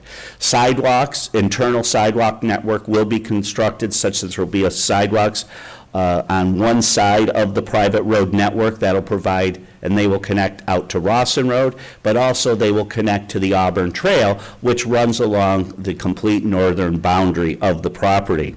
This strong pedestrian network will actually provide a very legitimate pedestrian path and mobility from this residential area into the village and into to be able to access the village and its services. The layout's also been prepared to respect the natural features on the plan. There is a tributary that goes through the property south to north in this area here, and at the northwest corner there is a wetland area. The wetlands and the stream corridor have been delineated and are mapped accurately on this plan, along with the regulatory buffers that accompany the wetlands and the stream corridor. The layout's been prepared to avoid those natural areas. There's no proposed encroachment into the wetland or its buffer, nor any proposed crossing of the stream corridor. This natural buffer will actually create a natural buffer between the two components of the residential development that's proposed. If and when we move forward with this project, the project will include a comprehensive stormwater management plan as required by the New York State DEC and the local ordinance. The stormwater facility will be located in this area here, outside of the wetland area and its regulatory buffer. The property will be served by public water available on Rawson Road, and it will be served by public sewer. A proposed sanitary lift station will be located at the end of the private road and will pump via a force main up to existing sewer that's located on Rawson Road. As we just discussed for a while, the project will require fill, and has always been known since 2014 that this site needs to be raised. It's done for two primary reasons. One, it's to get the elevations up in relationship to the wetland elevation, and to allow for the full basements and for sewer access. This project represents an infill development on lands in close proximity to the village and its services. Those are two key components of the town's comprehensive plan in support of residential density. This was acknowledged in the 2015 rezoning, and it remains ever pertinent today. The total proposed residential density at 69 units, as I mentioned, represents 3.7 units per acre, which is actually well below mixed-use residential density as allowed in the town code. The proposed residential use is a mix, as we talked about, of different types of residential uses, the multifamily townhomes, but also the detached single family. It is actually a very compatible land use with its surroundings as it relates to residential development. The neighborhood or the residential development to the south side of Rawson Road on Wellington, Chapel Hill, and Burlington include both multifamily townhome developments and detached single-family developments. So again, the introduction of this residential use onto this property is not out of character with the neighborhood. The requested PDD zoning for the property is also appropriate, and it provides benefits to the community. First is the residential use is a less intense use than the light industrial zoning could allow for. 24/7 operations could be allowed there. Everyday truck traffic could be allowed there. The residential use is a more benign use. It has less impervious cover. It's a less intense use of this property. But more importantly, the benefits it provides is this planned and this proposed residential use meets several stated goals within the town's comprehensive plan. There's specific goal about higher density to be focused in infill development in proximity to the village. It checks both of those boxes. The mix of residential product is to serve multiple demographic and income levels. The strong pedestrian component of this, especially with its connectivity to the existing pedestrian system in the immediate area, providing that access, both walking and biking into the village, and taking advantage of the opportunity that this property presents to get into the village and become part of the overall community. And then it provides a housing density while still preserving the natural features and the setting of the site. So with that being said, we believe this project meets several goals of the comprehensive plan. We believe it is able to meet many of the housing demographics and needs of the areas. And with that, I'm going to allow Bill to walk you through the types of housing proposed, just so you can get a feel for that, okay? Thank you, Board. I'm Bill Areno with Morel Builders, and I was going to start with the single-family homes that we have. Obviously, the 8 single-family homes we're proposing at the one end of the project. This is actually our model home located over in Honey Eye Falls, and we are currently developing this community. This is something that is quite new for us. It's a completely re-engineered design that is trying to take advantage of what the consumer is looking for today. Obviously, with what we've gone through over the last few years, a lot of customers are working from home, sometimes 1 or 2, and this design narrows down the home a little bit, but still gives it a beautiful colonial look. Could you show that to the audience too, please? Oh, sure. Yeah, absolutely. Yeah, and Bill, when you're talking, make sure you're close to the microphone. Sure, yeah. Thanks. So this plan is very versatile. It starts at about 2,000 square feet, but yet the width on it is about 35 feet. So you can still do it even on a 70-foot lot with a front load or a side load garage, 2 or 3 car garage. And the neat thing about it, we've designed the lower level a little bit smaller. There's more square footage on the second floor. It gives you the opportunity to do 3 bedrooms, 4 bedrooms, and even a loft. And then the step up from that would be a den on the first floor, so you could have 2 from-home working spaces, 2 studies. So that and something like it would be what we're proposing for the 8 single-family homes. It's been very successful in Honey Eye Falls. Our model, actually, my daughter built it out there and just moved in. So Well, what's the approximate selling price of a unit like that? So that's a great question. So in the re-engineering and redesign of this plan, what we've tried to do is make it as affordable as possible. This customer here would be targeted at a first-time home buyer, well, pretty well-heeled first-time home buyer, but unfortunately that price has gone well over $400,000 for a brand-new home. And that's, I just wanted to bring that up because we always talk about affordable housing and then there's like lots of zeros after it. And Sure. People's definition of affordable is very different. Yeah, well, and that's why we've re-engineered this. The traditional colonial that's 60-foot wide and has a huge basement and a huge first floor, that's pushed up into the $600,000-$700,000 price range. I mean, we have it going up here in the town at our Piper Meadows community. So that's the reason for this. It's kind of more towards a first-time home buyer and a move-up buyer, someone that's already living in the community, that enjoys the schools and everything that Victor has. This allows them to make that move up and have space for the children and work from home. So this is the single-family units is. that are up at the upper, I'll call it the northwest Yes. quadrant. Yep, Okay. absolutely. I want to be clear about that. Yep. So, Yeah, so price point would be, that would be in excess of $400,000. In the townhomes, if I can move over to the townhomes, same idea there in concept. yeah, if you can, Vanna can show it around to the audience there. So the townhomes are the same concept. We've tried to re-engineer the townhomes so that we're taking the square footage and into play, downsize the first floor a little bit. And the unique thing about the townhome is that we have a master bedroom on the first floor. So the idea and the concept is it will work for our empty nesters, which it always has. I mean, there are some of the customers in the community that are residing in the townhomes. But also, we're trying to bring the price point between the $300,000 and the $400,000. Again, that's a big number, but if you look at existing homes and have had family members and friends purchase today, anything in excess of $200,000 a crazy market right now. So this, we're trying to bring in brand-new construction between 300,000 and 400,000. And it would be something that, again, the first-time home buyer, this could be a customer's first house, but a new home. In many other areas of the country, in cities, it's impossible to buy a single-family home in your first house. This creates an opportunity to buy a brand-new product that might fit in their budget. And it caters to both the empty nesters, and then you have in the bedroom on the first floor, and we're also proposing possibly all 3 bedrooms upstairs as well. And again, downsizing the basement and first floor to create a little bit more affordable a product.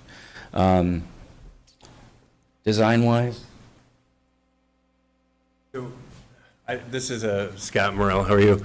I did want to just talk to you about, your question when it came to costing also. What we're finding too, with this product, like the townhouse product, if we can combine and have like a ranch product and the millennial product, we can bring our pricing down for those units. But what we're seeing is also within our road work and our costing there, within the last 2 years, we've had an increase of probably 50 to 75%. That came with materials, that came with, diesel, everything.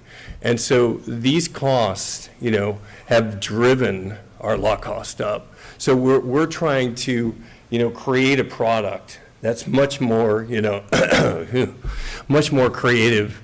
And when we do the 4-unit and the 5-unit, we're able to do both empty nester product and millennial product combined, and then try to get our unit costs down. Oh, and I completely Yeah, understand, right? Inflation, construction costs have gone up, but when the comprehensive plan was contemplated, most people in Victor would assume affordable housing means $200,000 Yeah. home, right?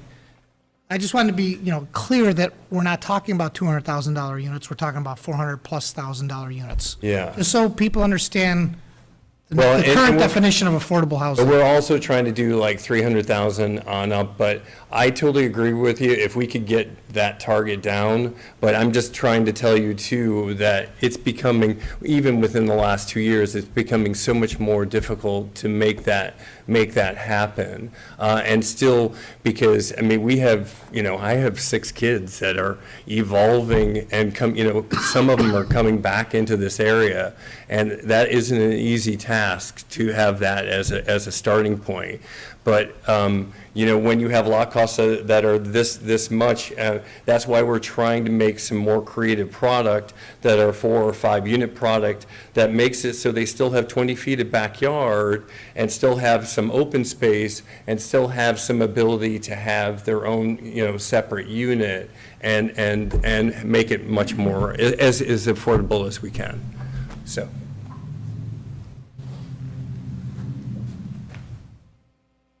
So Scott, or Bill, the units that you're showing are, was it 3, 4, and 5 units? Yes. Across the road, the applicant came back and reconfigured all of their buildings to have 2-unit buildings, so that you'd only have end units. Sure.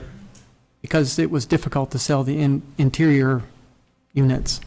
And perhaps if you could comment on why you're going to that model versus 2-unit models? Sure, absolutely. Very experienced at that. Currently at Piper Meadows, all of our townhomes are on Cassidy Court are 2-unit townhomes. The least expensive product, base unit starts at $550. And then in Lakewood Meadows down in Canandaigua and currently in Piercebrook in Canandaigua, we have 3- and 4-unit townhomes. And that gives us the ability to do something more affordable because you have a center unit, and the efficiencies of building 3, 4, and 5 units as one. We can pass that cost and lower the cost onto the consumer. And I think up at the golf course across from the thruway, they have 3 or 4 or 5 unit buildings that they apparently have been selling. So yes, it's not like it's unheard of. Oh no, we're very successful down at Lakewood Meadows, and we've done them in the past. And it's I just was curious about Steve Mancini's experience versus what you may experience here. So Yeah, I mean, we've been extremely creative on the design. The effort that we put into the engineering and re-engineering of the single family, we spent 18 months designing that. Collectively, everyone on our department, Indy, designers, and that's worked out fantastic. Very, very well accepted. And I believe the townhome's going to be as accepted because you're catering to two different markets. There was some pushback when you start getting a finished unit in $700,000. The consumer is saying, I'm selling my 3,500 square foot colonial that's 25 years old, for $500,000. That's great, but then I've got to spend $200,000 more to get into a 2,000 square foot ranch townhome, and they scratch their head. So this is trying to answer that for the empty nesters, and I also think, the millennials, you have a PA and, a teacher with two incomes, they'll be able to afford a brand-new townhome in Victor, walking distance into the village.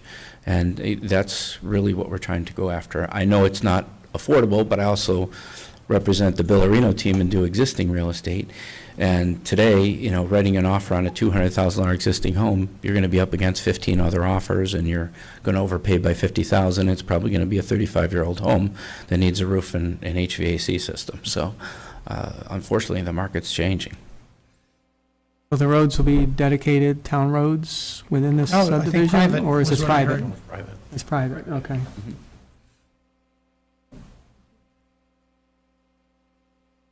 Since we just had a question on dedication, what about the sewer pump station? Was that going to remain private? It is the intent that the sewer system will be a public system, given that it is a realty subdivision that's proposed for the development. That there will be. Therefore, you'd be offering in dedication Correct. the pump station? That is correct. Okay.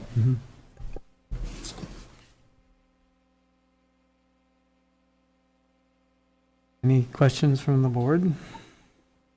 I just had a question on pedestrian access and how you're connecting to perhaps Auburn? the Auburn Trail. And is it connecting also to School Street through sidewalks you'll put in that way?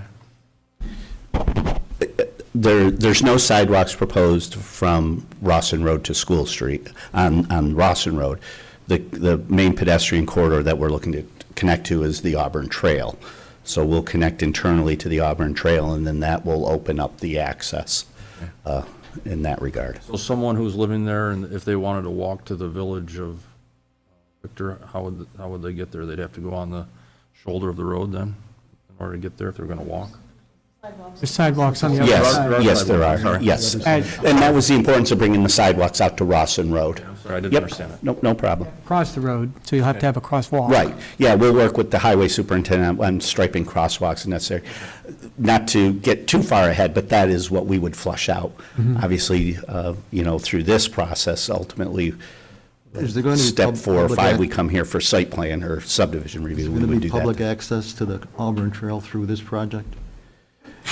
The road system is a private road system. So that's not been discussed yet with the applicant. Oh, sorry, they're over that way. Sorry, Kim. What? I would say, you're talking about the trail system going to the Auburn Trail from the sidewalk area? Yeah. We're certainly open to that, if that's possible. I know people generally don't like other people tracing through their property. You'd probably have to do it on the outskirts. I don't know if we looked at anything.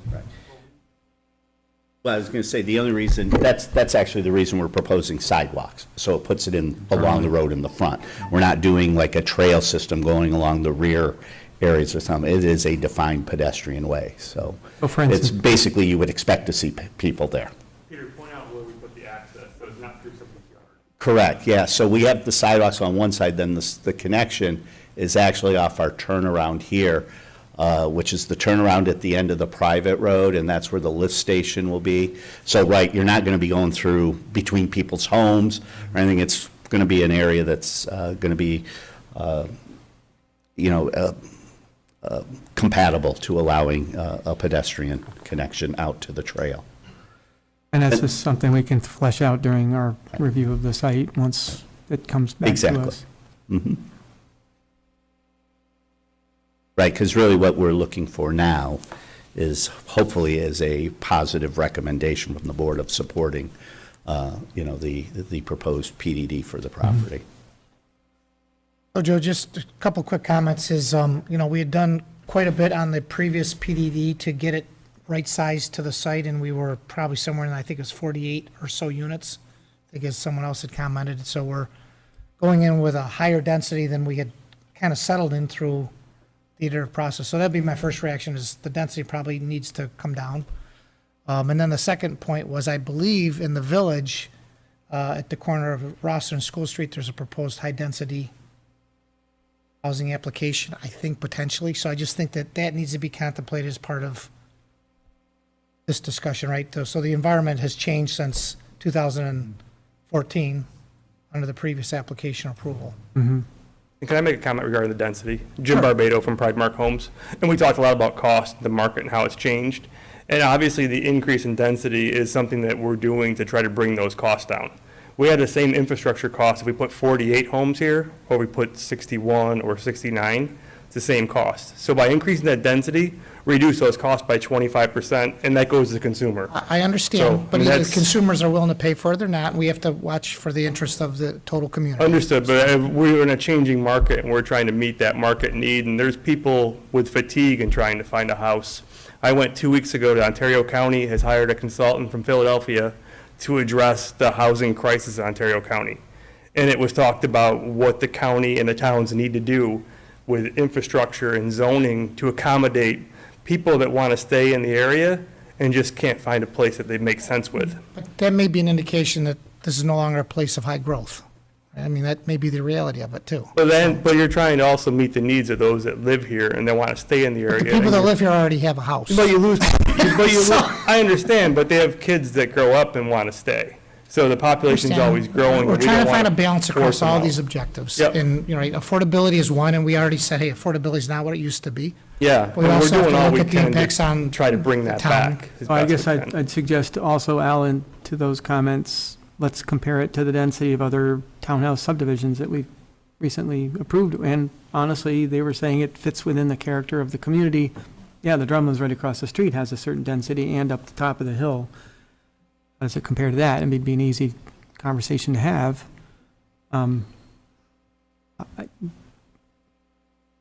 So that will help understand whether or not the density fits, I would think.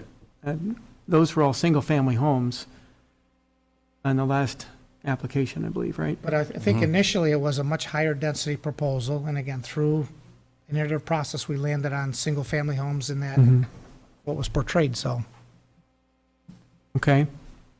Certainly comments we can pass along from the board to the town, who's ultimately lead agency and going to look at the density as part of their approval of the planned development district, right? Right, and that's why I wanted those comments. No, it certainly will be passed on the minutes to the town board. So Ed's nodding his head saying, yep, got it. Anything else, Al? No, those were my two main points. Scott? I think it makes sense from a planning perspective, whether it's 55 units, 65 units, whatever the final count is. I think it makes a lot of sense to develop it this way, and I think the connectivity to the village is really a good thing. And I think we'll work out the details, as we always do. Okay. Ernie? Questions, comments? All my questions have been answered. Okay. Yeah, I guess just the one last comment, again, on impact to the community. Again, more and more density, which again, I'm not opposed to, but is driving major infrastructure issues at the school.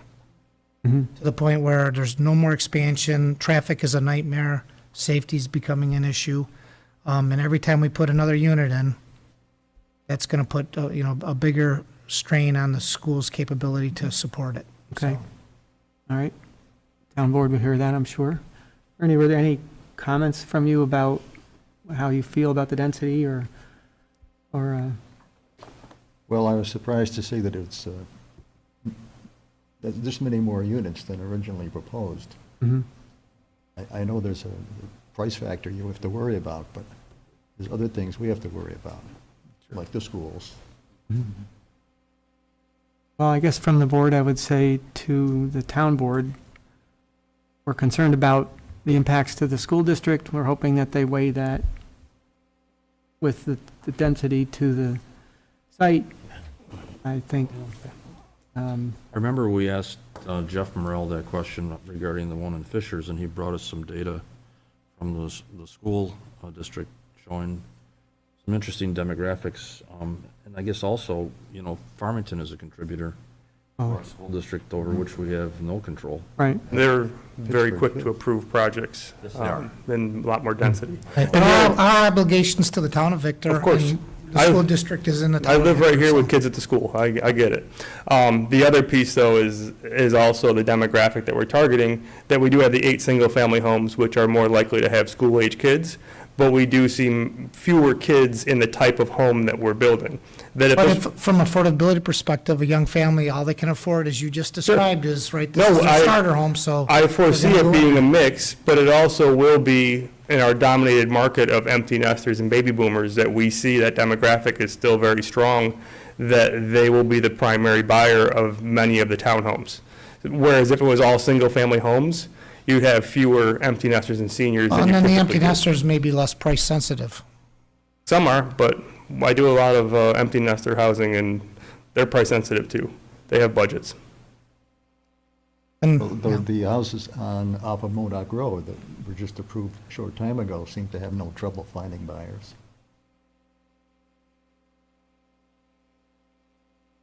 Probably a slightly different demographic based on the, I don't know what they go A for, lot but of kids in there.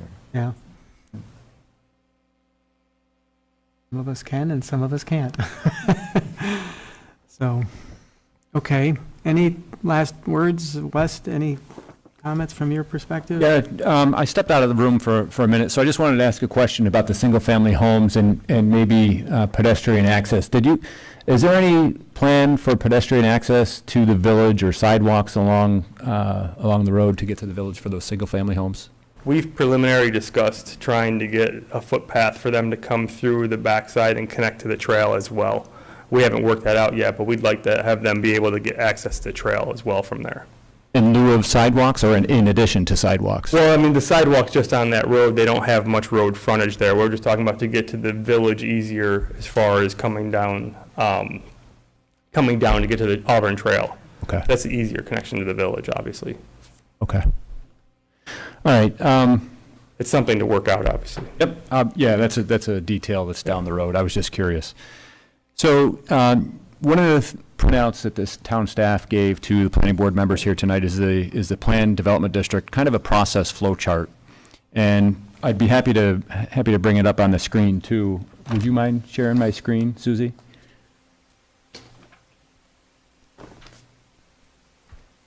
And hopefully I'm not getting out of sequence here with the planning board here tonight.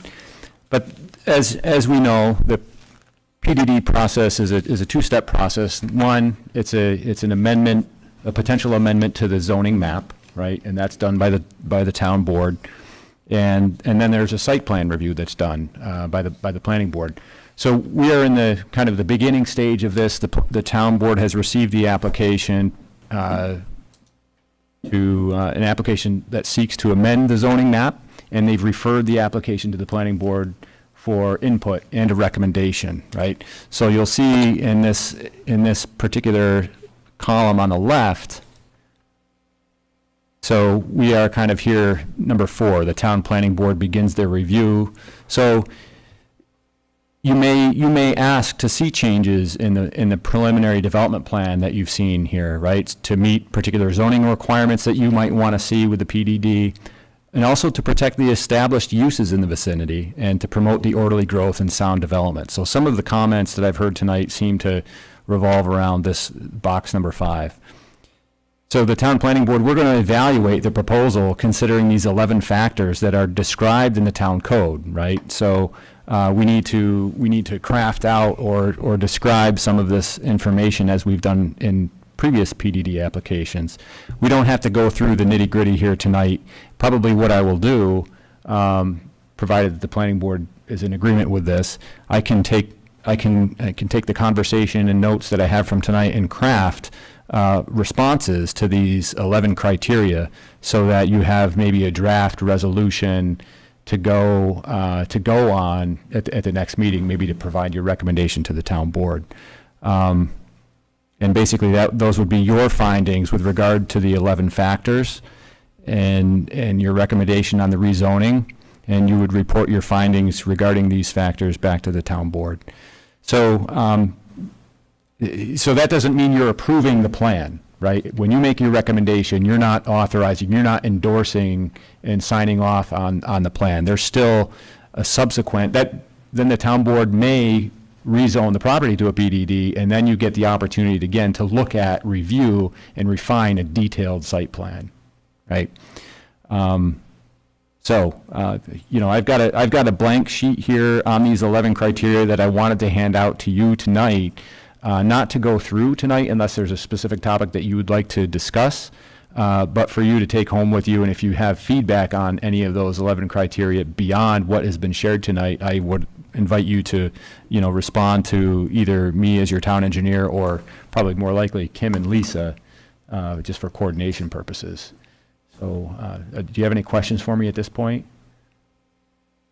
Nope. Okay. We do have one item of action this evening, and that is the town board is seeking lead agency status. We have to endorse that and say that we don't want to be lead agency, or that we accept that they will be lead agency.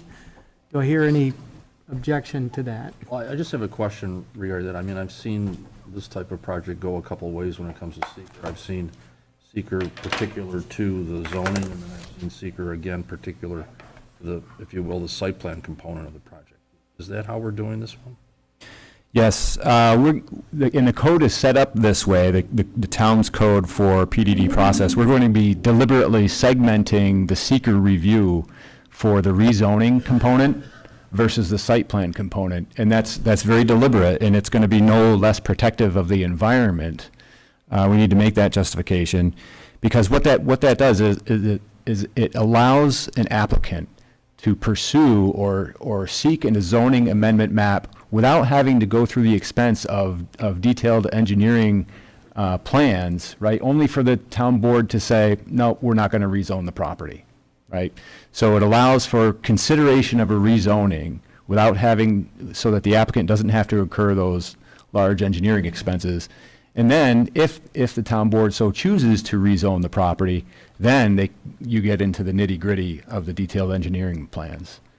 So it's deliberate, it's described in the town code as to why you would segment the review.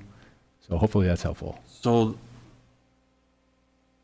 the town board processes seeker to a certain extent, but it's not complete until after the planning board? Nope, the town board will make a seeker determination on the rezoning only on the amendment to the zoning map. Okay. Yeah. And then it goes to the planning board for seeker on typically the site plan related items. That's exactly correct. There will be a separate seeker done to review and make a determination on the site plan. I just wanted, relative to your screen, Yeah, that's a great question. I think it's important to know that. Okay.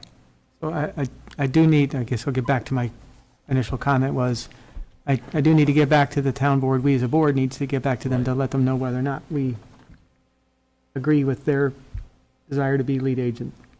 And I would assume that Yeah, that answered my I question. have no problem with them being lead agency for the rezoning. If you guys are accepting to that, I can go ahead and sign this. We don't have to make a motion or I don't anything. think we have much to say about it. I'm sorry? I don't think we have much to say about it. Well, we can object if they can still just decide to do it anyway, but Not going to do that. Ed's, Okay with me. yeah, I'm good. okay. I think that'll make a couple people I know happy. So, all right, we can move on from that element. Anything else you have for the applicant? Wes, you wanted to hand that out? Take one, pass it down. All right.